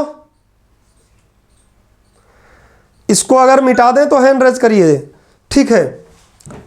अब इसको मिटाता हूं मैं, और डायग्राम आपने बना लिया है। इस डायग्राम को अब आगे कंटिन्यू करेंगे पूरा लेक्चर एग्जैक्ट। अब लेक्चर की शुरुआत अब हो रही है। अब तक एक माहौल दिया गया कि कोई अगर इस लेक्चर को फर्स्ट लेक्चर मानकर देख रहा हो तब भी उसको लगे कि हाँ मुझे समझ में आ रही है बात, और पीछे अगर देख लेगा तो फिर बात ही अलग है। अब असली कहानी शुरू करते हैं। मैंने आपको बोला कि जो समांगी मिश्रण है, इस समांगी मिश्रण को ही विलयन बोलते हैं। तो अब हम लोग समांगी मिश्रण शब्द को ही भूल जाएंगे। समांगी मिश्रण शब्द जो है इसको अब हम भूल जाएंगे। इसका अब नया नाम जो हमने रखा है वही नए नाम से इसको हम बुलाएंगे, और वो नया नाम इसका क्या है? विलयन सॉल्यूशन। यही हमारा टॉपिक हुआ करता है सिलेबसों में, विलयन सॉल्यूशन। विलयन की परिभाषा क्या है ये तो आपने बहुत अच्छे से समझ ही लिया है, लेकिन विलयन को थोड़ा और अच्छे से डिफाइन करने के लिए मैं आपको एक परिभाषा दे रहा हूं।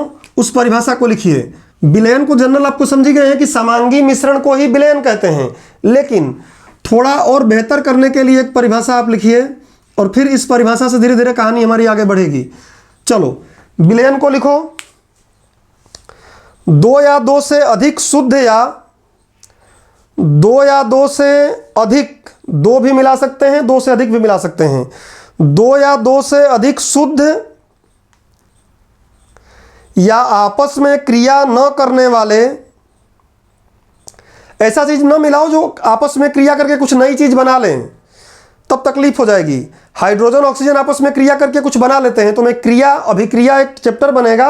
अभी बस समझो कि आपस में क्रिया न करने वाले, दो या दो से अधिक शुद्ध या आपस में क्रिया न करने वाले पदार्थों का समांगी मिश्रण ही, थोड़ा शब्द अच्छे ले रहे हैं क्योंकि प्रीलिम्स में पूछ ले तो आप बता पाओ कि आपस में क्रिया नहीं करना चाहिए उनको। आपस में क्रिया करेंगे ये कुछ अलग चीज नया यौगिक बना देंगे। आपस में क्रिया न करने वाले पदार्थों का समांगी मिश्रण ही विलयन कहलाता है। दो या दो से अधिक शुद्ध या आपस में क्रिया न करने वाले पदार्थों का समांगी मिश्रण ही विलयन कहलाता है। इसके जस्ट नीचे एक लाइन और लिखेंगे जो प्रीलिम्स में आपसे क्वेश्चन पूछेगा। लिखिए, अब जैसे मान लो विलयन हमने बना लिया है नींबू और पानी का। अभी एग्जाम्पल बहुत से दूंगा मैं आपको जो बायो में भी पूछे जाएंगे। नींबू और पानी आपने बना लिया तो एक संभव सीमा तक इसके संगठन को हम बदल सकते हैं। नींबू को 1 कर सकते हैं, 2 कर सकते हैं, पानी को 1 गिलास से 2 गिलास कर सकते हैं। तो इस तरीके से लिख लीजिए इसके नीचे,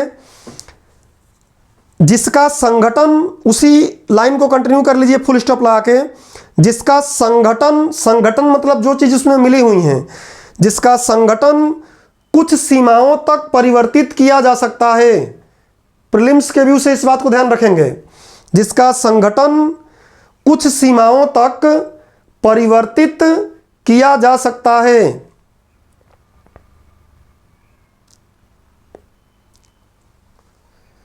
ठीक है।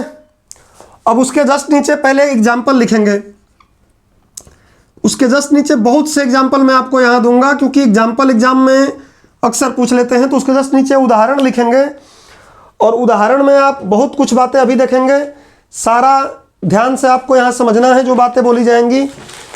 सबसे पहले हम लोग चलते हैं इतिहास में, हिस्ट्री में, और हिस्ट्री में अगर आप जाके देखेंगे तो नौ पाषाण काल, भाई पाषाण काल 3 भागों में बांटे गए हैं ना, पूरा पाषाण, मध्य पाषाण काल और नौ पाषाण काल। मैं बार बार आपको बोलता हूं कि जब भी कोई सब्जेक्ट पढ़ो उस सब्जेक्ट को एक टापू मत बनाओ। टापू समझ रहे हो ना, जो समुद्र में एक छोटा सा उभरा हुआ हिस्सा है कि बस हम तो वहीं रहेंगे। सब्जेक्ट कोई भी पढ़ो एक बहाना ढूंढो कि बाकी सब्जेक्ट भी हमको रिलेट करें।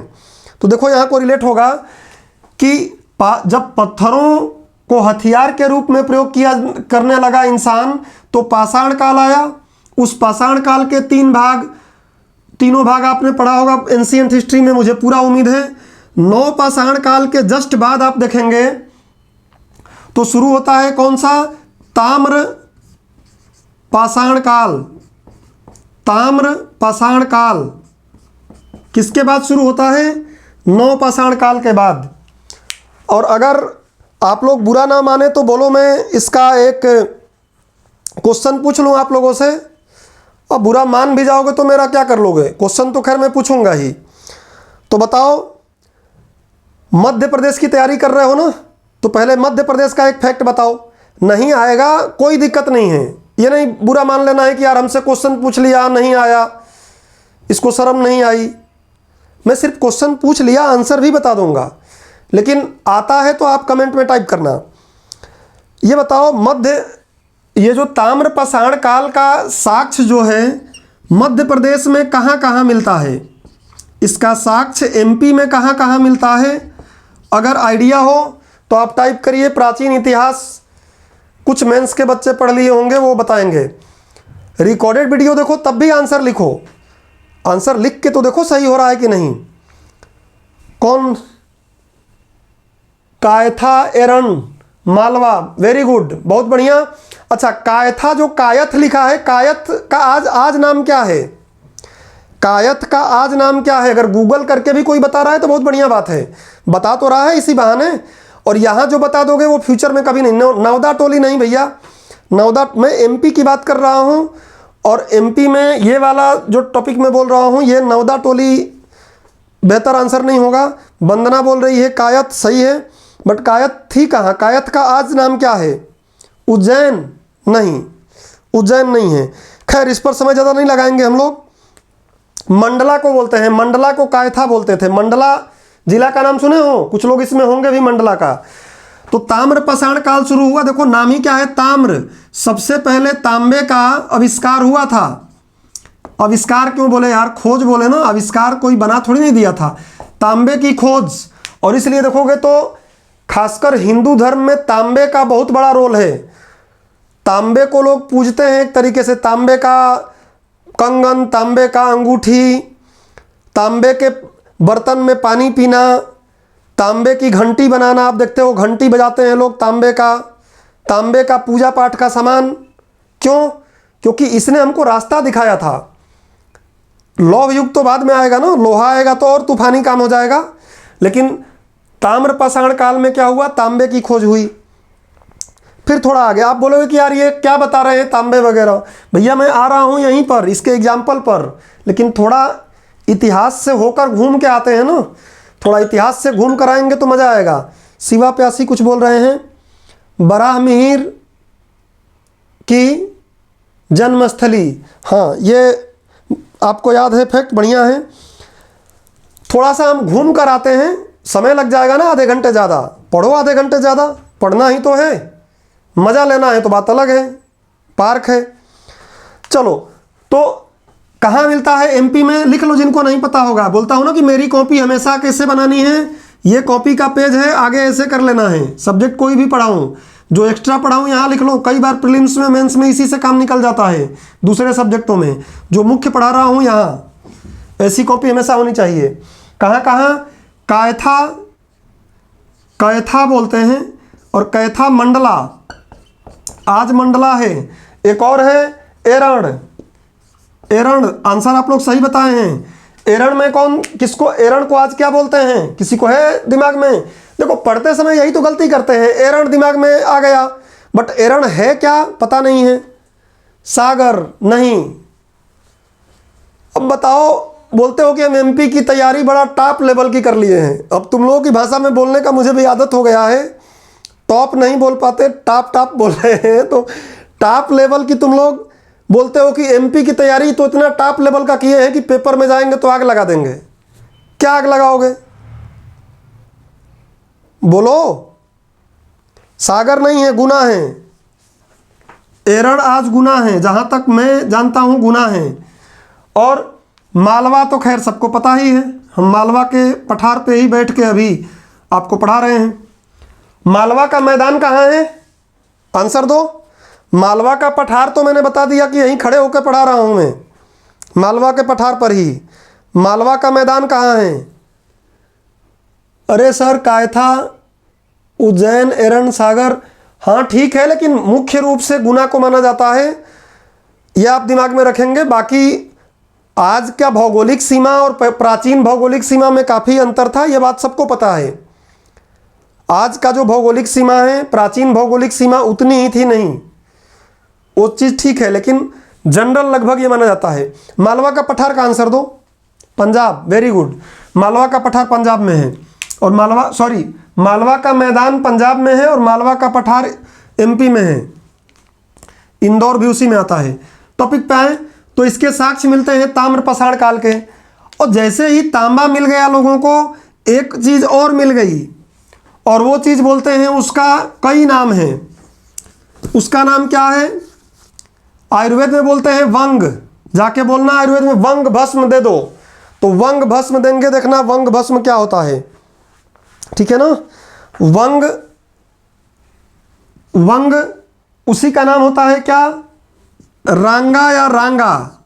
अब जो भी बोलो, रंगा तो मत ही बोलना, वो फिल्म में गुंडों का नाम होता है रंगा। रांगा। और एक और होता है, इसी को बोलते हैं टीन। और इसी को अगर लैटिन में बोलना हो, जब पीरियोडिक टेबल पढ़ेंगे तो देखेंगे स्टेनम बोलते हैं। और इसी स्टेनम के कारण इसका सिंबल ऐसे होता है, ये शुद्ध तत्व है। जैसे तांबा Cu एक तत्व है, वैसे ही एक शुद्ध तत्व है स्टेनम, वंग, रांगा या टीन। और क्या किया फिर लोगों ने कि मैं केवल एक बात लिख देता हूं यहाँ पे, ये टीन को और तांबा को मिला दिया। टीन और तांबा को जब मिलाया तो एक नए युग की फिर शुरुआत हुई। जब भी कुछ नया होता है, नया युग बन जाता है। देखिए, एक नए युग की शुरुआत होती है और ये बनता है कांस्य। कांस्य बोलते हैं, या फिर जनरल भाषा में कांसा बोल देते हैं। ये चांद आएगा ऊपर, कांसा। तो आप पढ़े होंगे कांस्य युग। कांस्य युग कब शुरू होता है? तो पाषाण काल किसके किसके बीच का है बताओ? किस किस काल के बीच में पड़ता है? पाषाण काल और लौह काल के बीच में पड़ता है। इतिहास में दिमाग में रखोगे तो पाषाण काल के बाद बाकी तो आ ही रहे हैं, और फिर यह है लौह काल। इन दोनों के बीच में फंसता है कांस्य युग, पढ़ना ही पड़ता है हमको। और ये कांस्य जो होता है ना, कांस्य, इस कांस्य को इंग्लिश में ब्रोंज बोलते हैं। आप अक्सर हिंदी नाम नहीं सुन पाते, और कई लोगों को हिंदी में समझ में नहीं आता कि कांसा क्या बोल रहे हैं। ब्रोंज। और ब्रोंज को जब यूपी और बिहार में जाओगे तो शादी में लोग इसका बड़ा डिमांड करते हैं। यूपी और बिहार, यहाँ का ज़्यादा मुझे कल्चर की आइडिया नहीं है। यूपी और बिहार में इसी कांसा को बोलते हैं फूल। मैं बीजेपी का प्रचार नहीं कर रहा हूँ। फूल, क्या भरोसा कभी एग्जाम में यही पूछ लिया जाए। फूल, जिसकी शादी जब लोग करते हैं ना तो बोलते हैं कितना फूल का बर्तन दिया, और फूल का बर्तन मिल गया तो लोग बड़ा खुश हो जाते हैं। और फूल का बर्तन कैसे? कांसा वाला बर्तन जिसमें तांबा और टीन मिला हुआ है। थोड़ा महंगा होता है डेफिनेटली। तो बाकी अभी हम देखेंगे बहुत से एग्जाम्पल। पहले एक इतिहास से जुड़ा एग्जाम्पल था, इसलिए पहला एग्जाम्पल को डिटेल में बताया, बाकी फिर फटाफट देखते हैं। इतना आपको समझ में आ गया? प्रीलिम्स में कभी पूछ भी लेगा कि टीन और तांबा का जो मिश्रण होता है, वो मिश्रण क्या कहलाता है? तो कांस्य कहलाता है, ब्रोंज कहलाता है। और इसी को यूपी और बिहार में फूल बोलते हैं। तो अगर आप लोगों में से कोई अच्छा नौकरी पा लेता है और यूपी बिहार में शादी होती है, लड़कों की खासकर बात करता हूँ, तो आप लोग बोलिएगा कि मुझे कुछ नहीं, फूल के 2-4 बर्तन चाहिए, ठीक है। और यहाँ बोलोगे जिनको आइडिया नहीं हो, बोलेंगे अच्छा मतलब वर या वधू फूलेगी, फूलेगी मतलब गुस्से से फूलेगी, फिर उसको 2-4 बर्तन देने हैं सिर पे, तो यहाँ मत करना। हाँ कृष्णा बाबू, यहाँ मत करना, यहाँ यहाँ प्रयोग नहीं करना है। चलो पहला एग्जाम्पल क्लियर हो गया सबको। कोई भी चीज़ पढ़ो ऐसे पढ़ो। अब यार ये विशेषज्ञ लेवल की कहानी तो है नहीं, है तो सामान्य लेवल की, लेकिन जितनी भी बेसिक बातें हो सकती हैं सब इकट्ठा एक जगह कर लिए हैं तो भागना नहीं पड़ेगा। थोड़ा सा पीछे का भी तैयारी हो गया, और पीछे की तैयारी तो मैं आपको और भी करा दूं, लेकिन मतलब नहीं है। ताम्रपाषाण युग को इंग्लिश में क्या बोलते हैं, कितने लोगों को पता है? चाल्कोलिथिक, चाल्कोलिथिक एज या एरा, एज बोलो। वैसे तो एरा भूगोल में अलग हो जाता है, यहाँ एरा जो हम चाहते हैं वही हो जाता है, चाल्कोलिथिक एरा। कट भी रहा होगा तो आपको दिखाई दे रहा होगा, चाल्कोलिथिक एरा। अब मिटाता हूँ एग्जाम्पल, फटाफट लिखिए। इसको मिटा दूँ ना, इसको मिटा दूँ, करो भाई हैंड रेज करो। हाँ चलो अब एग्जाम्पल देखो। यूपी बिहार में फूल बोलते हैं, फूल, और हिंदी का शब्द भी फूल है यार, ऐसा नहीं कि फूल केवल यूपी बिहार का शब्द है। चलो अब कुछ और एग्जाम्पल देख लेते हैं। पीतल, ये सब एग्जाम्पल तो आपको दिमाग में रखना है, क्योंकि आगे इस विलयन के प्रकार बताऊंगा तो यही एग्जाम्पल बताऊंगा, केवल एग्जाम्पल बताऊंगा, किससे बने हैं नहीं बताऊंगा। पीतल 2 चीज़ों से मिलकर बनता है, कॉपर, वही कॉपर तांबा को बोलते हैं भैया, तांबा को ही कॉपर बोलते हैं। Cu इसका सिंबल होता है, सिंबल ना याद रहे चलेगा। और दूसरा जिंक, Zn जिंक। 70% ये क्यों लिख रहा हूँ बताऊंगा आगे, 30% ये क्यों लिख रहा हूँ, इसका ज़रूरत है तो इसलिए यहाँ बताया, सब में नहीं बताऊंगा। एक और आता है जर्मन सिल्वर, नाम तो सिल्वर है लेकिन सिल्वर है नहीं, सिल्वर के वेश में सिल्वर है नहीं है। जर्मन सिल्वर 3 चीज से मिलकर बनता है। ये एग्जाम्पल सारा लिखते रहो कॉपी में। कॉपर Cu, जिंक, निकिल, निकल नहीं निकिल, कुछ लोग निकल भी लिख देते हैं, चलेगा निकल, लेकिन निकिल परसेंटेज से मतलब नहीं है। अगला देखो भाई और एग्जाम्पल, और एग्जाम्पल क्या है? वायु, हवा, हवा कई oxygen, nitrogen, argon, carbon dioxide, और भी जो हम पोल्यूशन कर रहे हैं पता नहीं कितनी गैसों का मिश्रण है। देखेंगे कि समांगी है अभी समांगी है, आगे आपको समझ में आएगा। अगला वायु के अलावा और लिखो, लिखो शरीर के द्रव, यहां दिखाई दे रहा है एग्जाम्पल में लिखो। अच्छा ठीक है, पहले कुछ और लिख लो। दूसरा क्या लिखोगे? दूध, दूध जो खरीद के लाते हो ना भैया, दूध शुद्ध पदार्थ नहीं है। शुद्ध पदार्थ का मतलब ही यह है कि वो केवल एक ही चीज से बना होगा। दूध शुद्ध पदार्थ नहीं है, इसलिए तो एनसीईआरटी का चैप्टर पढ़ने को बोला हूं कि आधा काम वहां से कर लेना, वो भी काम यहां नहीं करा रहा हूं, क्योंकि हम अपने जिंदगी में डेली लाइफ में ज्यादा अशुद्ध पदार्थों का प्रयोग करते हैं, शुद्ध पदार्थों का नहीं। दूध अशुद्ध पदार्थ है, और जो कुछ भी आप कोल्ड ड्रिंक पी रहे हो अशुद्ध पदार्थ है। अब अशुद्ध का मतलब क्या है? हमें रसायन विज्ञान की भाषा में बात करना है। ऐसा नहीं कि कुछ लोग बोलेंगे सर मैं तो 2 दिन से नहाया नहीं हूं, खुद ही अशुद्ध हूं, दूध की क्या बात करूं। एक होता है एडल्ट्रेशन, ऐसी चीजों का मिश्रण अलग से ऊपर से कर दो जो हमारे शरीर को खराब करे, तो वो भी आगे हम देखेंगे। बट अभी दूध अपने आप में एक मिश्रण है, अशुद्ध पदार्थ है। क्यों? क्योंकि इस दूध में जल रहता है, इसमें प्रोटीन भी रहता है, इसी दूध में वसा भी रहता है, इत्यादि ऐसे बहुत से तत्व इसमें मिले रहते हैं, विटामिन्स भी रहते हैं कुछ। तो एक ही प्रकार का पदार्थ हुआ कहाँ ये तो 2 या 2 से अधिक पदार्थों को किसी भी अनुपात में मिला दिया गया है। जितना प्रोटीन है उतना हर दूध में उतना ही प्रोटीन नहीं रहेगा। बकरी के दूध में ज़्यादा प्रोटीन मिल जाएगा, और गाय के दूध में देखोगे तो प्रोटीन हो सकता है कम मिल जाए, भैंस के दूध में वसा ज़्यादा मिल जाए। तो इसलिए ये दूध भी क्या है? एक प्रकार का मिश्रण है। और देखो और कुछ एग्जाम्पल देखो, जो पानी है हमारा, पानी भी क्या है, मिश्रण है, अशुद्ध पदार्थ है। देख रहे हो इतने अशुद्ध पदार्थ हम यूज करते हैं लाइफ में, मैक्सिमम अशुद्ध पदार्थ ही प्रयोग करते हैं, शुद्ध पदार्थ तो बहुत ही कम। पानी H2O तो रहता ही है भैया, बट इसमें बहुत से खनिज घुले होते हैं, बहुत से खनिज घुले होते हैं, और इसलिए पानी पानी नहीं, हम मिनरल वाटर का प्रयोग करते हैं, मिनरल पानी का प्रयोग करते हैं। विभिन्न प्रकार के मिनरल्स इसमें मिले होते हैं, मिश्रण हैं, शुद्ध पदार्थ नहीं है। एक ही प्रकार के अणुओं से पानी भले H2O बना होगा, सॉरी H2O यौगिक हैं, तत्व बने हैं, लेकिन एक ही प्रकार के अणुओं से पानी अशुद्ध पदार्थ है, अलग अलग चीज़ों से बना है। और देखिए, और इनका निश्चित अनुपात नहीं है, कहीं खनिज ज़्यादा घुला है, कहीं खनिज कम घुला है। कुछ मात्रा में ज़्यादा खनिज हो जाता है तो तकलीफ हो जाती है, और कम होता है तब भी तकलीफ हो जाती है। और कुछ देखो, मैं उम्मीद करता हूं कि आप लोग मेरे साथ साथ नोट कर रहे होंगे, समझाते हुए चल रहा हूं, तो आगे कुछ और भी टर्म्स आप देखेंगे जो एनसीईआरटी में लिखा है, इमल्सन, पायस, ये सब क्या होते हैं अगले लेक्चर में मिलेंगे। इस लेक्चर को पहले कंप्लीट किया जाए। अब थोड़ा और एग्जाम्पल में बात कर लो, शरीर के द्रव देख लो। हमारे शरीर के बहुत से द्रव, मैक्सिमम द्रव क्या है हमारे शरीर के, जो कुछ भी शरीर में है, हम लोग अपने आप में अशुद्ध पदार्थ का एक मिश्रण है, एक मिश्रण ही तो है हमारे शरीर में।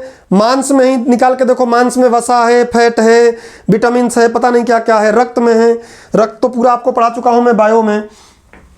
शरीर के पदार्थ देखो, तो शरीर के पदार्थ भी क्या है, अशुद्ध हैं। इसलिए तो एनसीईआरटी ने नाम बनाया है, हमारे आसपास पाए जाने वाले पदार्थ शुद्ध हैं, क्वेश्चन मार्क।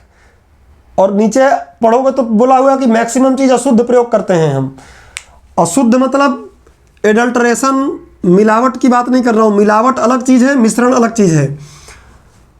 मिलावट जानबूझकर अलग तरीके से कर रहे हैं वो अलग बात है। अगर देखो शरीर के पदार्थ जैसे रक्त ले लो, तो रक्त देखोगे तो प्लाज्मा पढ़ा चुका हूँ, प्लाज्मा में भी कई चीज़ें हैं।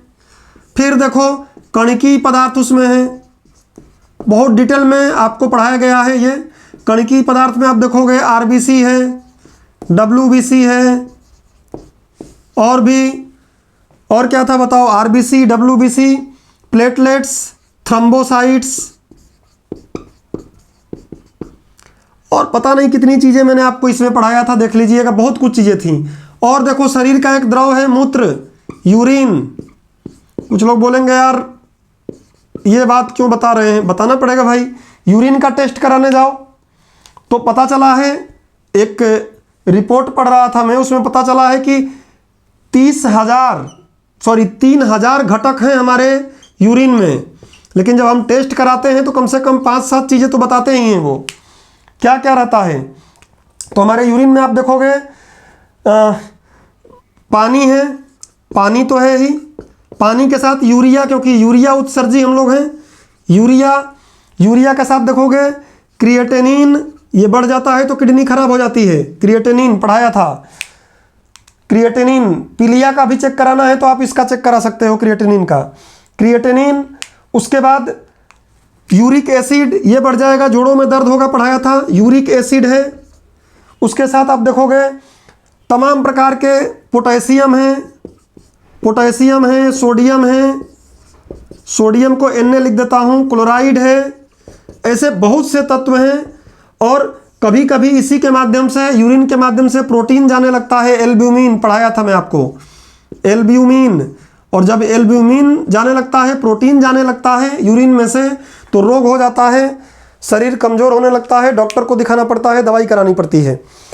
तो हमने अभी क्या देखा कि हमारे ज़िंदगी में प्रयोग होने वाले मैक्सिमम पदार्थ कैसे हैं, मिश्रण हैं, अशुद्ध पदार्थ हैं। शुद्ध पदार्थों का प्रयोग कभी कभी करते हैं। सोना कान में महिला कोई पहनी हुई है, शुद्ध है, बोलते हैं 24 कैरेट है, शुद्ध है। और कई बार ऐसा चलता है कि उस सोने का पीतल का बना लिए हैं कान का, ऊपर सोने का पानी चढ़ा दिए, तो वो मिश्रण ही हो गया। तो हम एनसीईआरटी पढ़ोगे तो इसका आंसर आपको बहुत अच्छे से मिल जाएगा। और समझ गए हो, यहाँ पे आगे बढ़ते हैं। उदाहरण देखने के बाद, परिभाषा और उदाहरण देखने के बाद कहानी को एकदम इसी आधार पर आगे ले चलेंगे। क्वेश्चन जब भी आपको कुछ पूछना रहे क्वेश्चन पूछिए और भोंपू बजाइए। रिकॉर्डेड में भी अगर आप कुछ फंसते हैं, क्वेश्चन नहीं आता है, तो आप पूछिए, थोड़ा लेट लेकिन आंसर ज़रूर दिया जाएगा। मैं पूरा प्रयास कर रहा हूं कि क्वेश्चन आपको पूछना ना पड़े। ये जो मैंने एमपी के कुछ इतिहास में बताया, इसमें आपको ज़्यादा टेंशन नहीं लेना है कि उज्जैन में बता रहा था, गलत क्यों बोल रहे हैं। मुख्य रूप से गुना, बाकी तो पुरानी, पहले बता रहा हूं कि प्राचीन बाउंड्री आज की बाउंड्री में काफ़ी अंतर है।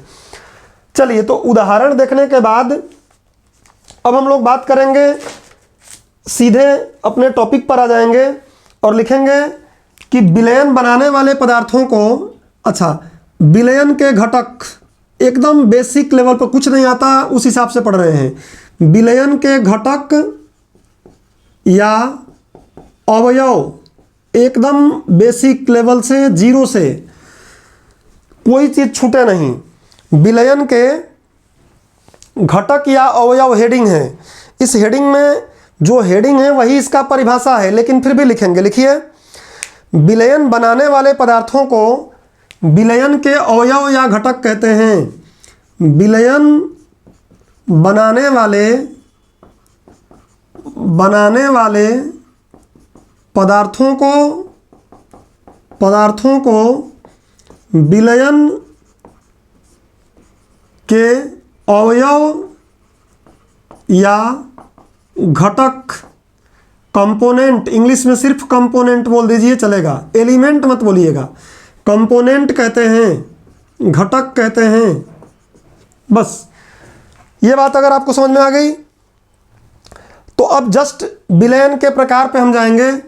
इसके जस्ट बाद अब हेडिंग डालेंगे क्या, विलयन के प्रकार। विलयन के प्रकार क्या, अब रफ्तार क्लास की रहेगी और अब बात समझ में आएगा। विलयन के प्रकार, पहले ही बताया, आधार जरूरी है कि किस आधार पर हम चल रहे हैं। तो विलयन के प्रकार, सबसे पहला आधार होगा विलयन बनाने वाले घटकों के आधार पर। पहला आधार बनेगा, डायग्राम बनाएंगे ढंग का, फ्रेश पेज पर बनाओ संभव हो सके तो, या उल्टा लैंडस्केप कर लो, लैंडस्केप बना के करो, क्योंकि इसमें पहले सारा डायग्राम बनाएंगे फिर एक एक के बारे में पढ़ेंगे, एक एक के बारे में लिखेंगे थोड़ा थोड़ा। तो पहला डायग्राम क्या रहेगा, द्विअंगी विलयन, द्विअंगी विलयन। अब ये तो क्या, अच्छा सॉरी, आधार लिखेंगे ना पहले। आधार क्या है, विलयन बनाने वाले घटकों के आधार पर, विलयन बनाने वाले, यही विलयन बनाने वाले घटकों के आधार पर, घटकों के आधार पर किसका वर्गीकरण, विलयन के प्रकार। कितने, जितने चाहो उतने प्रकार के बना लो, मैं 3 लिख देता हूं और तीनों की परिभाषा यही लिख लेंगे। पहला क्या है, द्विअंगीय, एक अंगी तो हो ही नहीं सकता, द्विअंगीय, त्रिअंगीय, त्रिअंगी, और अगला चतुर्थ अंगी, चतुर्थ अंगी, चतुर्थ अंगी। अब कुछ लोग सोच रहे होंगे कि इंग्लिश में बता दीजिए, इंग्लिश हिंदी में समझ में नहीं आ रहा है, तो आपका आदेश सिर आंखों पर। बाइनरी, कंप्यूटर में बाइनरी संख्या पढ़ाया हूं बहुत डिटेल में कि क्या होता है। बाइनरी, ट्राइनरी, इसको बोलते हैं क्या, ट्राइनरी, सॉरी टर्नरी, और इसको बोलते हैं क्वाटरनरी। क्वार्टर का नाम सुन के सपने में नहीं डूबना है, क्वाटरनरी, क्वार्टर नहीं क्वाटरनरी। ये द्विअंगी समझ रहे हो कि 2 तत्व मिले, त्रिअंगी मतलब 3 तत्व मिले। तत्व बोलना बेकार है, 3 पदार्थ मिले, 3 चीजें मिले, 3 चीजें मिले, 4 चीजें मिले, 2 चीजें मिले, और जितनी चीजें मिलेंगी उतनी अंगी हो जाएगा। तो इनके नीचे इनकी एक एक लाइन परिभाषा लिख ही लो, कुछ छोड़े नहीं कि बाद में तकलीफ हो जाए। तो लिखिए, द्विअंगी में लिखिए आप लोग एक लाइन, द्विअंगीय विलयन के बारे में लिखेंगे। बोले, ऐसा विलयन जिसमें 2 घटक मौजूद हों, ऐसा विलयन जिसमें 2 घटक मौजूद हों। और घटक क्या है इसलिए बताया, जिसमें दो घटक मौजूद हों, या केवल नीचे लिख लो दो घटक मौजूद। अगर हिंदी अपने मन से अच्छे से लिख पाओगे तो जैसे लिख लो नींबू पानी, जैसे नींबू प्लस पानी, नमक मत मिलाना, नमक मिलेगा त्रिअंगी हो जाएगा। त्रिअंगी लिखो जिसमें तीन घटक मौजूद हों, जिसमें तीन घटक मौजूद हों। लगता है कि बढ़ाना है इसको तो बढ़ा लो। विलयन का ऐसा प्रकार जिसमें तीन घटक मौजूद होते हैं, तीन अवयव मौजूद होते हैं, त्रिअंगी विलयन कहलाता है। बढ़ाना है बढ़ा लेंगे। तीन घटक मौजूद, एग्जाम्पल कुछ भी बना लो अभी। नींबू प्लस पानी प्लस नमक। चतुर्थ अंगी जिसमें चार घटक मौजूद हों, जिसमें चार घटक मौजूद हों, जैसे चीनी, नींबू, पानी, नमक, सब मिला लो। चीनी, नींबू, पानी, नमक, और भी हो सकते हैं। हमें कोई मतलब नहीं है कि 100 तक पढ़ने की ज़रूरत नहीं है। इतना अगर हो गया होगा तो आप लोग मुझ पर भड़केंगे। अभी इतना अगर हो गया होगा तो आप लोग मुझ पर भड़केंगे, और वो भड़कना आपका स्वाभाविक है, लेकिन क्या कर लेंगे अब भड़क के भी। इस पेज को आप छोड़ दीजिए, जितना भी बचा होगा इधर थोड़ा सा डायग्राम बनाने के लिए, और अगले पेज पर आ जाइए। भड़क रहे हो क्या?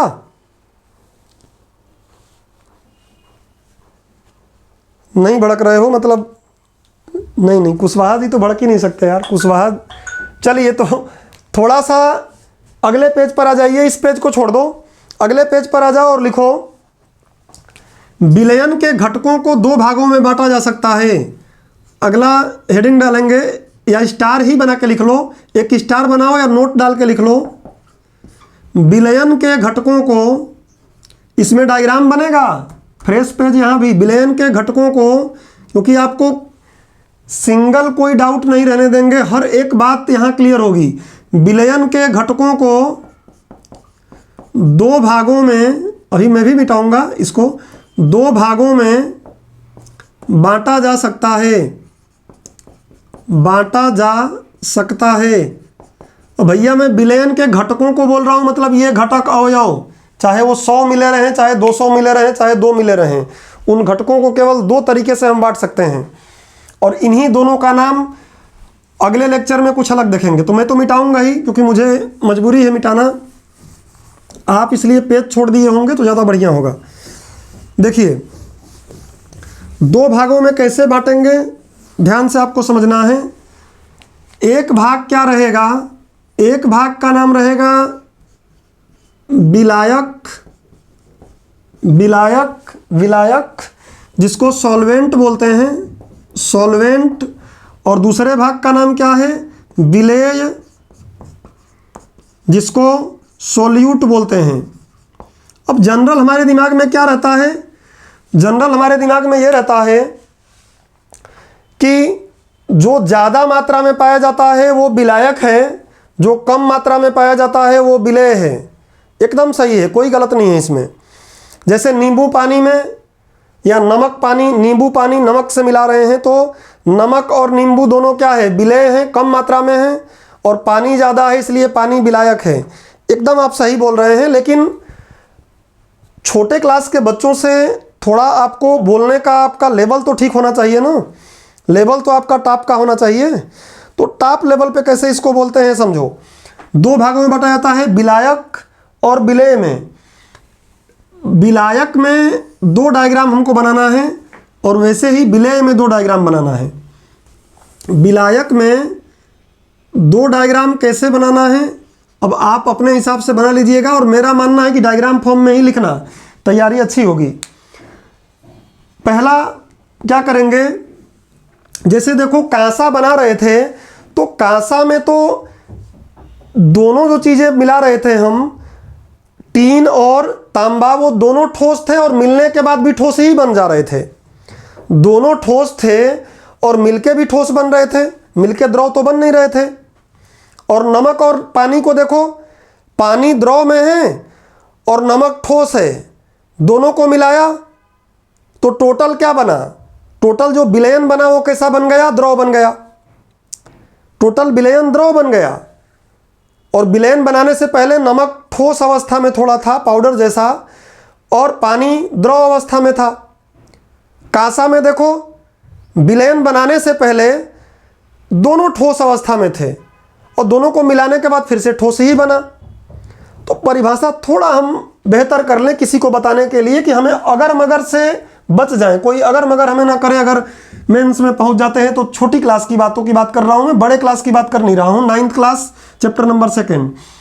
देखो मेरे साथ, समान भौतिक अवस्था वाले दो अवयवों से, अभी कहां से याद करो, समान भौतिक अवस्था वाले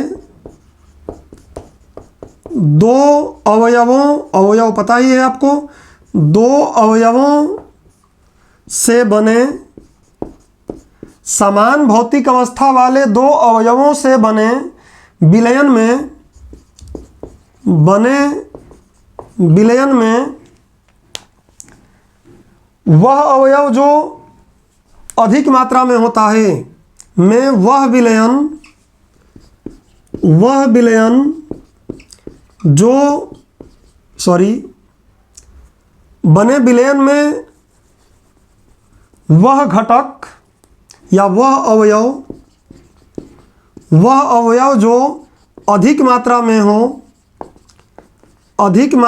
हो, क्या कहते हैं लिखने की जरूरत नहीं है क्योंकि विलायक ही है।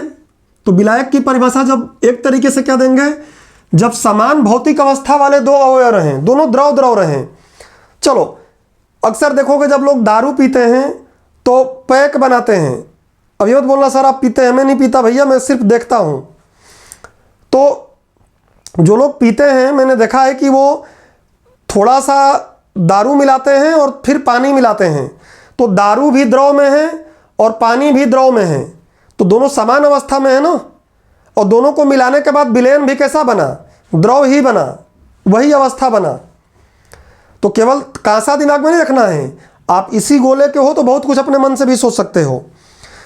तो जो अधिक मात्रा में हो उसको क्या बोलेंगे, विलायक बोलेंगे। सर दूसरी परिभाषा क्या बता देंगे आप, तो बता दूंगा भाई मैं। देखो ना दूसरा क्या है, भिन्न भौतिक अवस्था, वो नमक और पानी वाला।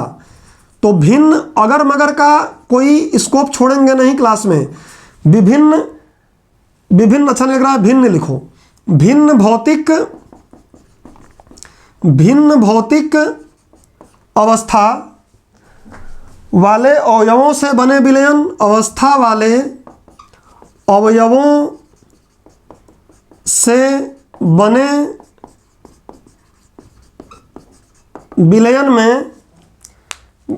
विलयन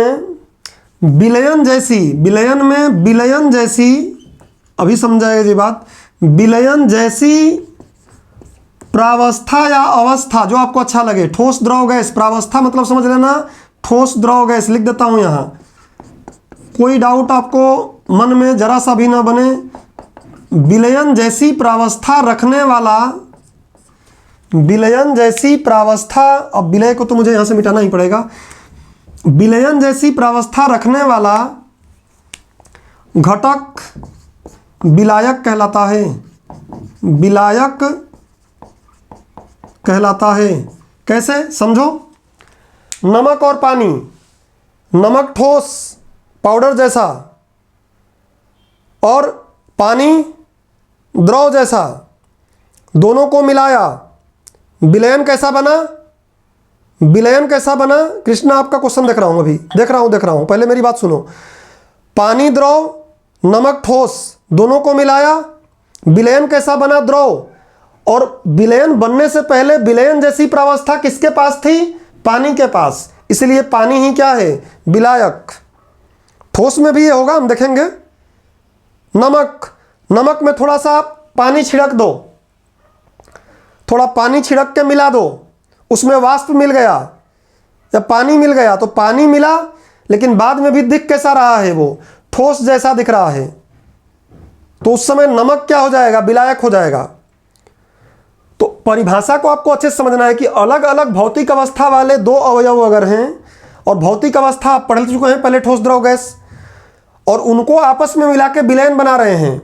तो विलयन के जैसा विलयन बाद में बन गया है, वैसी प्रावस्था जो रखा है वही क्या है, विलायक है। और एक जैसी अवस्था है तो जो ज़्यादा है वो क्या है, विलायक है। और दोनों तरीके से समझा पाओगे। कोई कितना भी घुमाने का प्रयास तुमको करेगा, कभी नहीं घूमोगे। और केवल ये याद किए हो ना कि अधिक मात्रा जो होती है वो तो जरा सा घुमा देगा, 9th की बात में फिसल जाओगे। अब कृष्णा जी की बात कर लेते हैं। सर भिन्न भिन्न में क्या अंतर है? भिन्न भिन्न में अंतर तब से कर रहा हूं भैया, नमक और पानी। नमक अलग है, पानी अलग है। नमक ठोस है, पानी द्रव है। दोनों भिन्न भिन्न अवस्था वाले हैं। ठोस द्रव गैस अलग अलग अवस्था, द्रव द्रव नहीं है। दारू पानी एक ही अवस्था में थे, तांबा और टीन एक ही अवस्था में थे, लेकिन ये अलग अलग अवस्था में हैं। दोनों मिले, विलयन बना। विलयन बना तो विलयन द्रव बना। द्रव जैसी अवस्था किसकी थी, पानी की, इसलिए पानी ही क्या है, विलायक। बोलो भैया, दोनों परिभाषा समझ में आ गया? हैंड रेज करो फटाफट, हैंड रेज करो। एग्जाम्पल यहां नहीं लिख रहा हूं, एग्जाम्पल शुरू में उतने एग्जाम्पल लिखा, वहां से छांट लेना कौन सा एग्जाम्पल काम का है। अब ठीक है, अब विलायक की 2 परिभाषा लिखे हो, इन दोनों को जोड़ दो। ऐसे विलायक की 2 परिभाषा लिखे हो, इन दोनों को जोड़ दो। डायग्राम बनाना भी सीख जाओगे, जिनको डायग्राम बनाने नहीं पता होगा। दोनों को जोड़कर लिखो, दोनों को जोड़कर लिखो। वह पदार्थ या घटक, दोनों को जोड़कर नीचे लिखो। 2 बिंदु लिखना है, तो लिखो पहले वाले में, वह पदार्थ या घटक जिसमें विलेय के कण वितरित होते हैं, बात सेम है। वह पदार्थ या घटक, कैसा भी घुमाए दिक्कत ना हो, वह पदार्थ या घटक, दोनों को मिलाने के बाद क्या बोल सकते हैं, सिंपल। वह पदार्थ या घटक जिसमें विलेय के कण, अब विलेय तो सुने ही नहीं है, बस सुनेंगे ना अभी, इसलिए लिख लो अभी। विलेय के कण वितरित होते हैं। वितरित मतलब बटे होते हैं, इंग्लिश बोलना है तो डिस्पर्स होते हैं। वह पदार्थ या घटक जिसमें विलेय के कण वितरित होते हैं, डिस्पर्ज होते हैं, क्या कहलाता है, विलायक कहलाता है। और क्या बोलना है, कितना घुमा लेगा। इसमें थोड़ा सा बात और आपको लिखना है। वह घटक, अभी समझा दिया ये वाली बात, लेकिन फिर भी लिख लो। वह घटक जिसकी शुद्ध अवस्था में, पानी अपनी अवस्था में जब था तो शुद्ध था, मिला तब विलयन बना ना। वह घटक जिसकी शुद्ध अवस्था में, अभी जो समझाया नींबू पानी वाला वही बात है ये। वह घटक जिसकी शुद्ध अवस्था में भौतिक अवस्था वही होती है। दूसरे वाले में मेहनत नहीं करना पड़ेगा, दूसरा वाला इसका उल्टा हो जाएगा, विलय। वह घटक जिसकी शुद्ध अवस्था में भौतिक अवस्था वही होती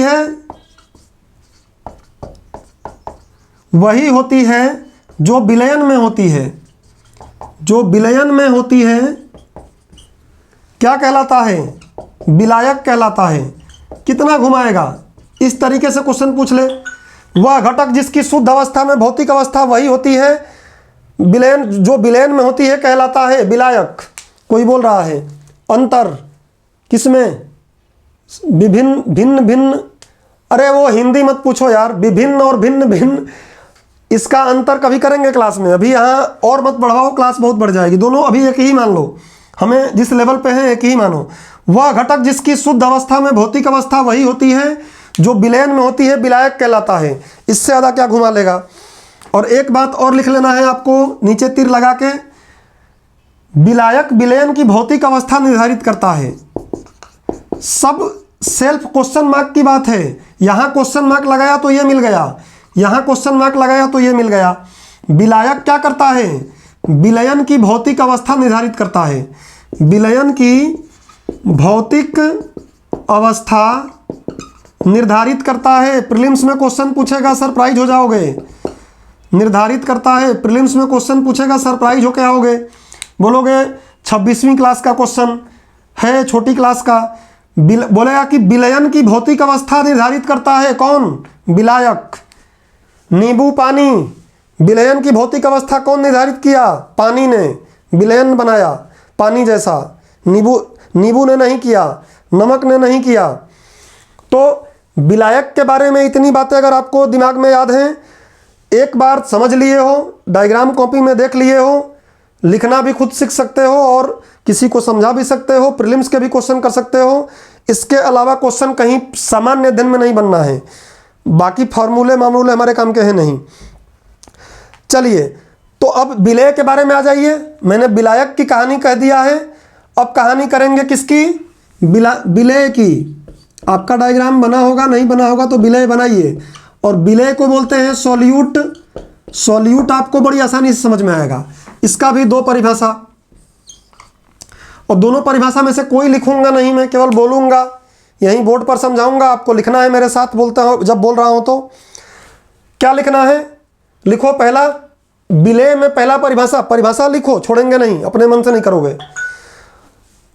सर नेटवर्क भी प्रॉब्लम दे रहा है, मेरा लैग ज़्यादा कर रहा है। ठीक है, जिसका लैग कर रहा है वो फिर से कट करके आ जाए, क्लास में बने रहो, कट करके फिर से जुड़ जाओ, जो छूटेगा वो रिकॉर्डिंग में मिल जाएगा।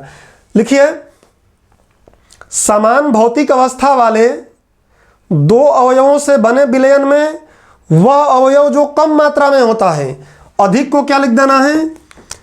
अभी तो आप चाहो तो कोडिंग कर लो मेरे साथ, बाद में बढ़ा लेना। समान अवस्था वाले अगर घटक हैं, घटक कैसे हैं? समान अवस्था वाले, तो जो कम मात्रा में पाया जाएगा वो क्या कहलाएगा? कम मात्रा वाला विलय कहलाएगा। अगर भिन्न भिन्न अवस्था है, भिन्न भिन्न अवस्था वाले घटक हैं, अवयव हैं, तो जो विलयन जैसी अवस्था नहीं रखेगा, विलयन जैसी अवस्था जिसकी नहीं है, या विलयन की अवस्था से अलग अवस्था जिसकी है, वो क्या है? विलय है। अब बोलोगे सर ये तो समझ में नहीं आ रहा है। आएगा। नींबू, नमक और पानी का घोल बना लो। नमक घुल तो गया है उसमें, क्यों घुला है? तो आपको पता है कि अंतरा आणविक बल है, ठोसों के बीच में भी थोड़ी जगह होती है, द्रवों में और ज़्यादा होती है, गैसों में और ज़्यादा होती है। तो जो बीच के जगह होते हैं ना, इन जगहों में ही फिट हो जाता है। अभी आगे हम पढ़ेंगे, जब ये जगह भर जाएगा तो घुलेगा ही नहीं, उसमें और चीज़ें नहीं घोल सकते हैं हम। जितना ये जगह खाली रहेगा उतना ज़्यादा घोल पाएंगे। गर्म करेंगे तो ये जगह बढ़ जाएगा तो और घोल पाएंगे, देखेंगे आगे हम। तो हम देखेंगे कि उस नमक को फिर से अलग कर पाएंगे। तीसरे लेक्चर में इसमें देखेंगे कि उस नमक को फिर हम अलग भी कर पाएंगे। तो विलय आप यहां पे समझ लिए हैं। विलय में नीचे जोड़कर एक लाइन लिख लेंगे। परिभाषा आप अभी जितना बता रहा हूं इतना ही लिख लो, बाद में वहां से उल्टा कर लेना। एक लाइन नीचे लिख लो कि एक विलयन में एक या एक से अधिक विलय हो सकते हैं।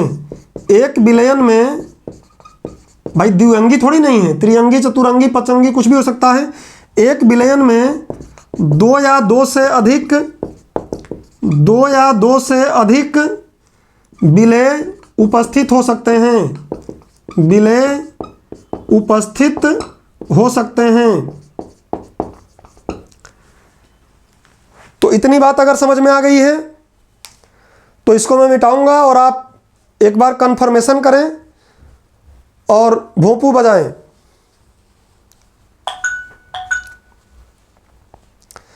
ठीक है, तो इतनी बात अगर समझ में आ गई, विलय और विलायक समझ में आ गया, तो अब कहानी बड़ा आसान है और समय लेने वाली कहानी है नहीं। अब समय नहीं लगेगा, क्योंकि विलय विलायक इतनी ऐसी बातें हैं ना यार कि इससे क्वेश्चन पूछता है। और यूपीएससी, एमपीपीएससी, छोटे एग्जामों में पटवारी मटवारी जैसे एग्जाम होते हैं उनमें भी गलत करके बच्चे चले आते हैं कई बार। और आपके छोटे भाई बहन जो अभी घर पे आप लोग हैं, अपने छोटे भाई बहनों को भी दिखाइएगा रिकॉर्डेड वाला, जिससे कि उनको एहसास हो। आपके मामा चाचा नाना के लड़के हों उनको भी, सॉरी नाना के लड़के मत बोलो, जो क्लोज रिलेशन में आपके हैं उनको ही बताइएगा कि पढ़ाई ऐसे करो, क्वेश्चन मार्क लगाना सीखो। अब बढ़ते हैं आगे। विलयन के प्रकार जो आप कर रहे थे वहां डायग्राम बाद में बना लेना तुम लोग, अभी मत जाओ उस पेज को छेड़ो मत, कैसे मैं बनवाता हूं वैसे बना लेना। अभी डायरेक्ट विलयन के अलग प्रकार पर आते हैं।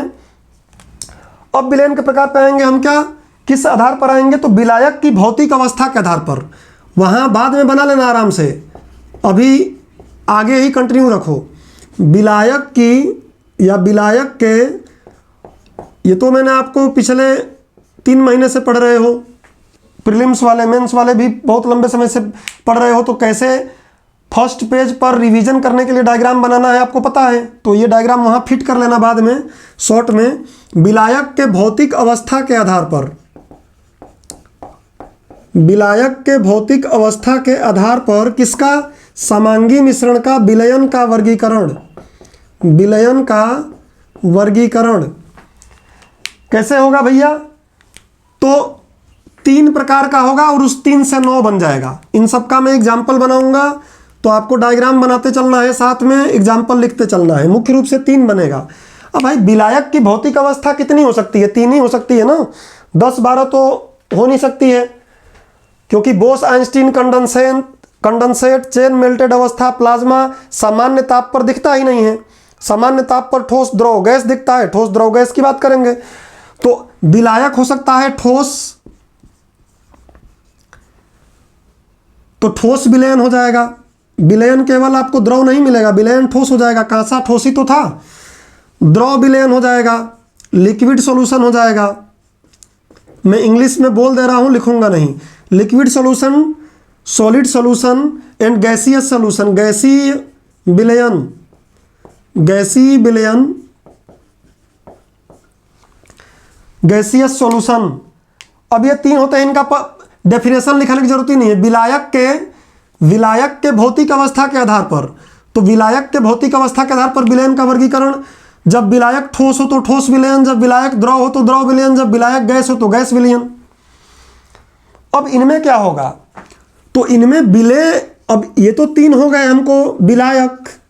अब इनमें घुलने वाले, इनमें ऐसे ही बनाना है आपको, इनमें घुलने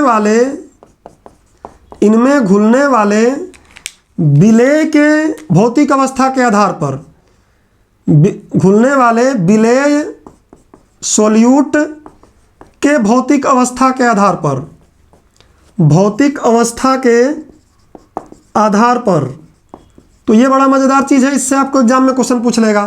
क्या हो जाएगा देखो, तो विलेय या तो हो सकता है क्या, ठोस में ठोस ही घोल दो, क्या दिक्कत है, अभी बताऊंगा कैसे। ठोस में द्रव लेकर आ जाओ, ठोस में गैस लेकर आ जाओ, 3 प्रकार हो गया। द्रव में यही काम कर दो, द्रव में ठोस घोल दो, द्रव में ठोस घोल दो, द्रव में द्रव घोल दो, द्रव में गैस घोल दो। कोल्ड ड्रिंक यही तो करते हैं।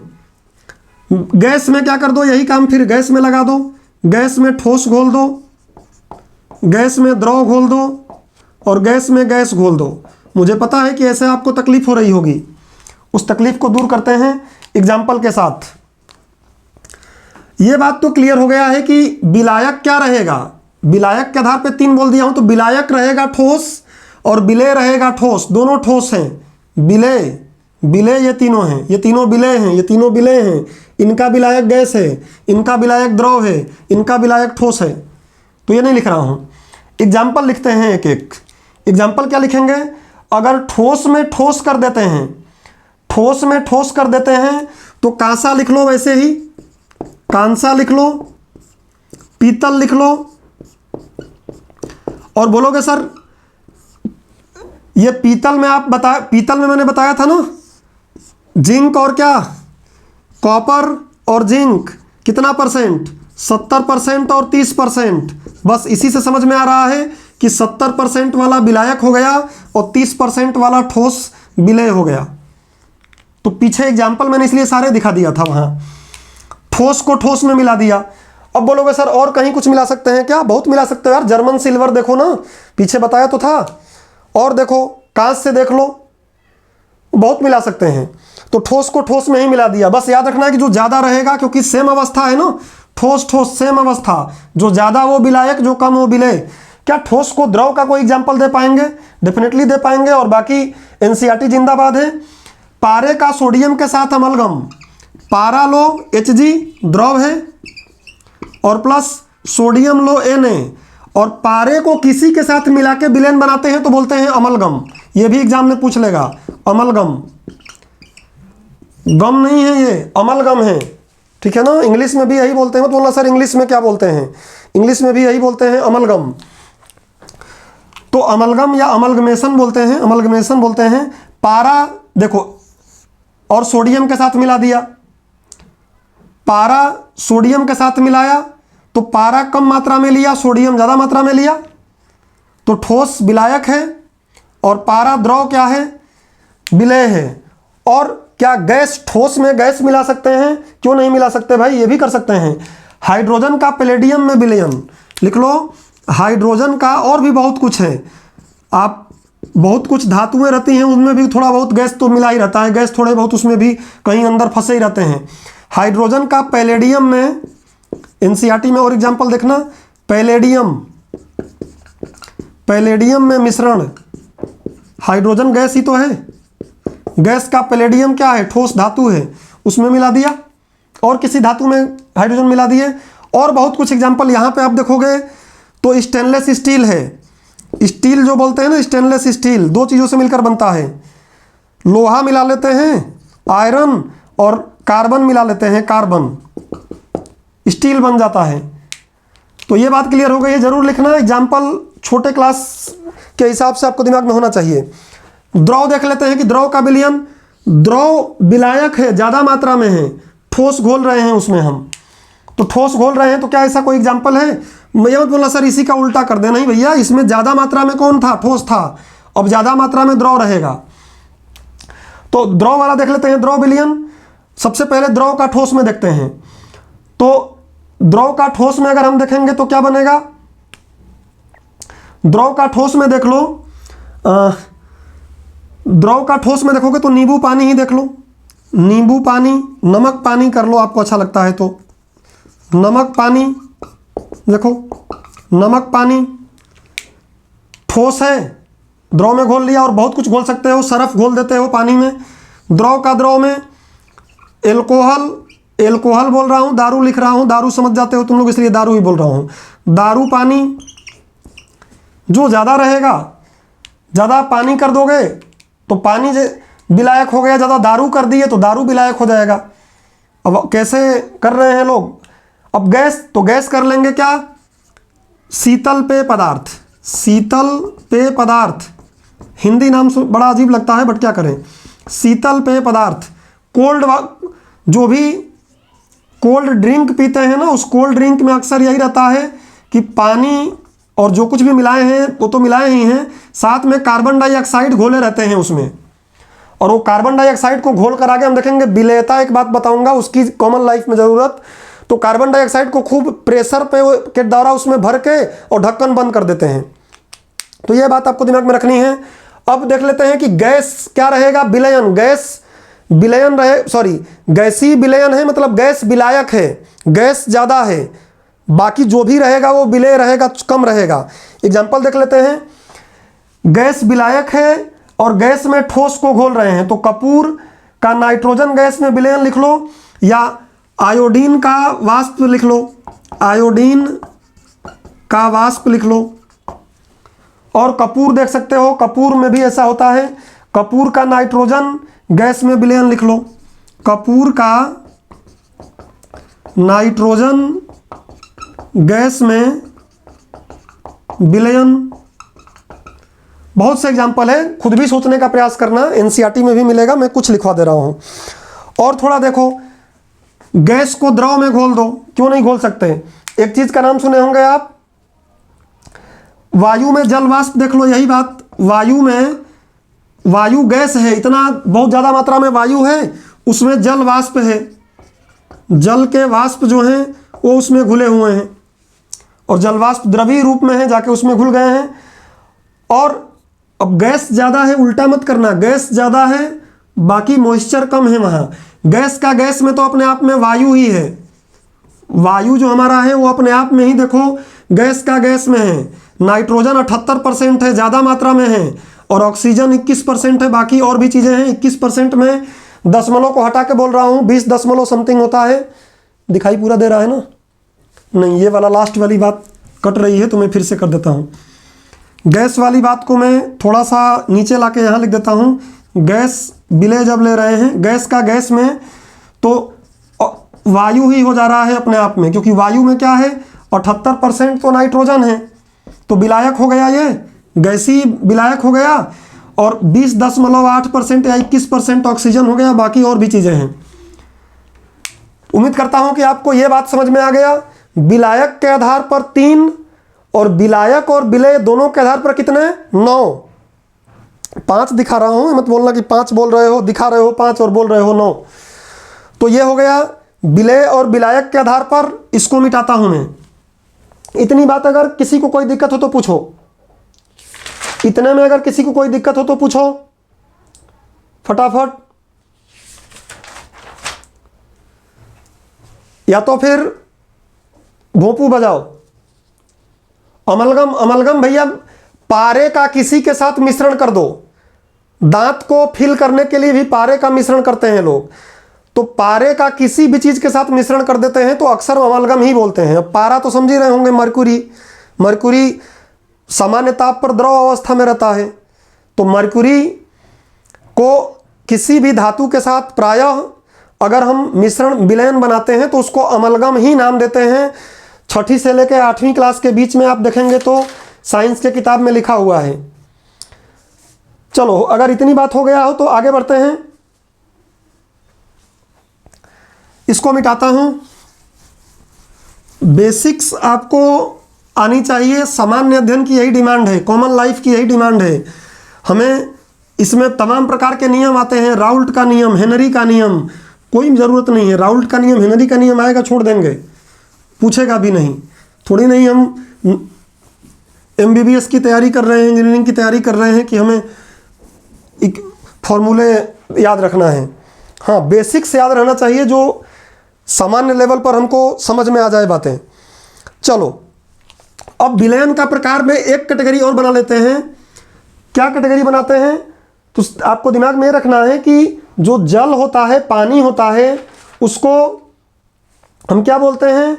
यूनिवर्सल विलायक बोलते हैं। स्टार बना के लिखो। पानी को यूनिवर्सल, सार्वत्रिक यूनिवर्सल विलायक की संज्ञा दी जाती है। पानी को यूनिवर्सल विलायक की संज्ञा दी जाती है। यह आपको याद रखना है दिमाग में। अतः विलयन में इसकी अवस्था के आधार पर, विलयन में इसकी अवस्था के आधार पर, विलयन में इसकी अवस्था के आधार पर विलयन 2 प्रकार के होते हैं। विलयन 2 प्रकार के होते हैं। कौन कौन से? तो एक होता है जलीय विलयन। नाम हिंदी में बोलेगा तब तो कोई दिक्कत ही नहीं है। हिंदी में बोलेगा तो कोई दिक्कत नहीं है। हिंदी बोलेगा नहीं, वो बोलेगा किस में? ग्रीक में बोलेगा, लैटिन में बोलेगा। जलीय विलयन। और दूसरा होता है गैर जलीय विलयन। गैर जलीय विलयन। हिंदी नाम आपको याद रखना नहीं है। कोई कुछ बोल रहा है। यूनिवर्सल विनायक नहीं, विलायक। लॉ ऐसा विलायक जिसमें मैक्सिमम चीज़ों को घोला जा सकता है, उसको क्या बोलते हैं? सार्वत्रिक विलायक। पानी एक ऐसी चीज़ है जिसमें मैक्सिमम चीज़ों को घोला जा सकता है। और मैं बोला सर सोने को नहीं घोल सकते, मैं बोल रहा हूँ मैक्सिमम चीज़ों को घोला जा सकता है। अगले लेक्चर में थोड़ी सी बात इस पर और कर दूंगा, अभी इसको कंप्लीट कर लेते हैं। जलीय विलयन मतलब क्या है? जिसमें विलायक क्या हो, इसको बोलते हैं इंग्लिश में एक्वस सॉल्यूशन। यही इंग्लिश वाला नाम आपसे पूछेगा, एक्वस सॉल्यूशन। और इसको बोलते हैं non aqueous solution, AQUAS, non aqueous solution. Solution को शॉर्ट में SOLN लिखते हैं। परिभाषा में ज़्यादा दिक्कत नहीं है। जल क्या हो? विलायक हो। ऐसा विलयन जिसमें जल विलायक हो, क्या है? ऐसा विलयन जिसमें जल विलायक हो एक्वस सॉल्यूशन कहलाता है। जैसे NaCl, नमक को पानी में घोल दिया तो पानी ज़्यादा है, विलायक है, पानी ज़्यादा है, पानी विलायक है, इसलिए ये क्या है? एक्वस सॉल्यूशन है। और दूसरा नॉन एक्वस क्या है? आयोडीन पानी में नहीं घुलता भैया। आयोडीन होम्योपैथी की दुकान पर जाओगे तो एक शब्द से बड़ा आपको लगाव हो जाएगा। अगर कंटिन्यूस होम्योपैथी मेडिकल पे जाते हो तो टिंक्चर, टिंक्चर, और टिंक्चर मतलब होता है कि विलायक 100% क्या होगा? दारू होगा, एल्कोहल होगा। विलायक 100% अगर एल्कोहल है, मतलब विलायक एल्कोहल होगा तभी उसको हम टिंक्चर बोलेंगे, नहीं तो नहीं बोलेंगे। विलायक होना चाहिए क्या? एल्कोहल। एल्कोहल में तकलीफ हो रही होगी दारू। जब विलायक दारू है तभी उसको टिंक्चर बोलेंगे, नहीं तो नहीं बोलेंगे। और होम्योपैथी की दुकान पर जाकर बोलना मुझे आर्सेनिक एल्बम का टिंक्चर दे दो, तो टिंक्चर दे देगा। विलायक उसमें, हालांकि उसमें मैक्सिमम विलायक एल्कोहल ही रहता है। तो ध्यान रखिए विलयन में इसका जो दूसरा लिखना है, इसमें क्या लिखना है? Iodine plus alcohol. Iodine plus alcohol का विलयन, एल्कोहल क्या है? विलायक है। पानी यहाँ नहीं है भैया, देख लो, पानी नहीं है, इसलिए नॉन एक्वस। और साफ साफ 9th क्लास के NCERT में लिखा है कि आयोडीन और एल्कोहल के विलयन को हम टिंक्चर बोलते हैं। क्या, किसका टिंक्चर बोलते हैं? कम वाले का नाम देते हैं, आयोडीन टिंक्चर बोलते हैं। पूछ लेगा प्रीलिम्स में आयोडीन टिंक्चर क्या होता है, तो आयोडीन का एल्कोहल के साथ विलयन क्या कहलाता है? नॉन एक्वस सॉल्यूशन कहलाता है, आयोडीन टिंक्चर कहलाता है। तो इस तरीके से विलयन के प्रकार हमने देख लिया है। अब क्लास इसमें जो रिकॉर्डिंग बता रहा है 5-7 मिनट रिकॉर्डिंग बंद भी रहती है, तो 2 घंटे बता रहा है। और 2 घंटे का लेक्चर अपने आप में बड़ा लेक्चर कहलाता है, क्योंकि लोगों को पटवारी का और SSC और बैंकिंग का प्रकृति के अनुसार 30 मिनट, 15 मिनट, 10 मिनट का वीडियो ठीक लगता है। मैं आप लोगों को एक लेक्चर में बोला भी था कि मैं 3 पार्ट में डिवाइड कर दूंगा, लेकिन फिर लगा कि यार इतनी मेहनत करने की ज़रूरत नहीं है। जिसको पढ़ना है, अगर वो आधे घंटे ही बैठ के बस पढ़ पाता है तो 3 बार में देख लेगा, 4 बार में देख लेगा, ठीक है। अब इसके बाद हम लोग पढ़ेंगे, अगला टॉपिक रहेगा अगले लेक्चर में जब हम लोग मिलेंगे तो पढ़ेंगे सांद्रता, और फिर इस सांद्रता के आधार पर विलयन पढ़ेंगे। तो अब इस विलयन में बहुत कुछ नहीं बचा है, लेकिन ऐसा लगता है कि 30 मिनट की क्लास अभी विलयन में और बच गई है। 30 मिनट की क्लास, और 30 मिनट की क्लास के बाद फिर शुरू होगा विसमांगी मिश्रण। तो वो विसमांगी मिश्रण देखेंगे। कुल मिला के 3 लेक्चर में ये कंप्लीट होगा, पहले हमने बता दिया है। तो 3 लेक्चर में ही कंप्लीट होगा, चाहे वो कोई लेक्चर छोटा या बड़ा हो। तो अगले लेक्चर में सांद्रता पर मिलेंगे हम। अभी विलयन के प्रकार आप समझ गए हैं, तो सांद्रता पे हम जाएंगे। इस लेक्चर का नॉलेज अगर आपके पास है तो आगे के लेक्चर मेरे लिए भी आसान होंगे, आपके लिए भी इक्वल वही बात रहेगी, सेम उतना ही आसान रहेंगे। उम्मीद करता हूं कि आप लोगों को इतनी बात समझ में आई होगी, और आई हो तो फटाफट कमेंट में एक बार आप बताएं कि मुझे भी लगे कि हाँ आपको समझ में आया है। रिकॉर्डेड लेक्चर देख रहे हैं तब भी आप ज़रूर बताएं कि क्या और इसमें कुछ कमी रह गई है, कुछ और आपके मन में इसके अलावा प्रश्न उठ जा रहे हैं, तो उन प्रश्नों को भी सॉल्व करने का प्रयास किया जाए। आ गया? चलो अब भोंपू बजा दो फटाफट, दिक्कत नहीं है तब। तो आज की क्लास को यहीं बंद करते हैं। अगली क्लास अभी थोड़ी देर में आपको ग्रुप में मैसेज चला जाएगा। संभवतः कल सुबह 7 बजे क्लास रहेगी। 23 तारीख है, रंग पंचमी है। तो आप ये मत बोलना कि सर रंग पंचमी है कैसे हम पढ़ेंगे। रंग पंचमी को फिर खाना मत खाओ। तो सुबह 7 बजे हम लोग मिलेंगे अगली क्लास में। संभवतः मैक्सिमम चांस 7 बजे का ही है, कुछ कम ज़्यादा होता है तो आपको बताया जाएगा समय। और आज की क्लास को यहीं बंद करते हैं। सभी लोगों को जप नाम, और इस बार एग्ज़ाम निकालना है, इस तरीके से मेहनत करो। Okay, thank you.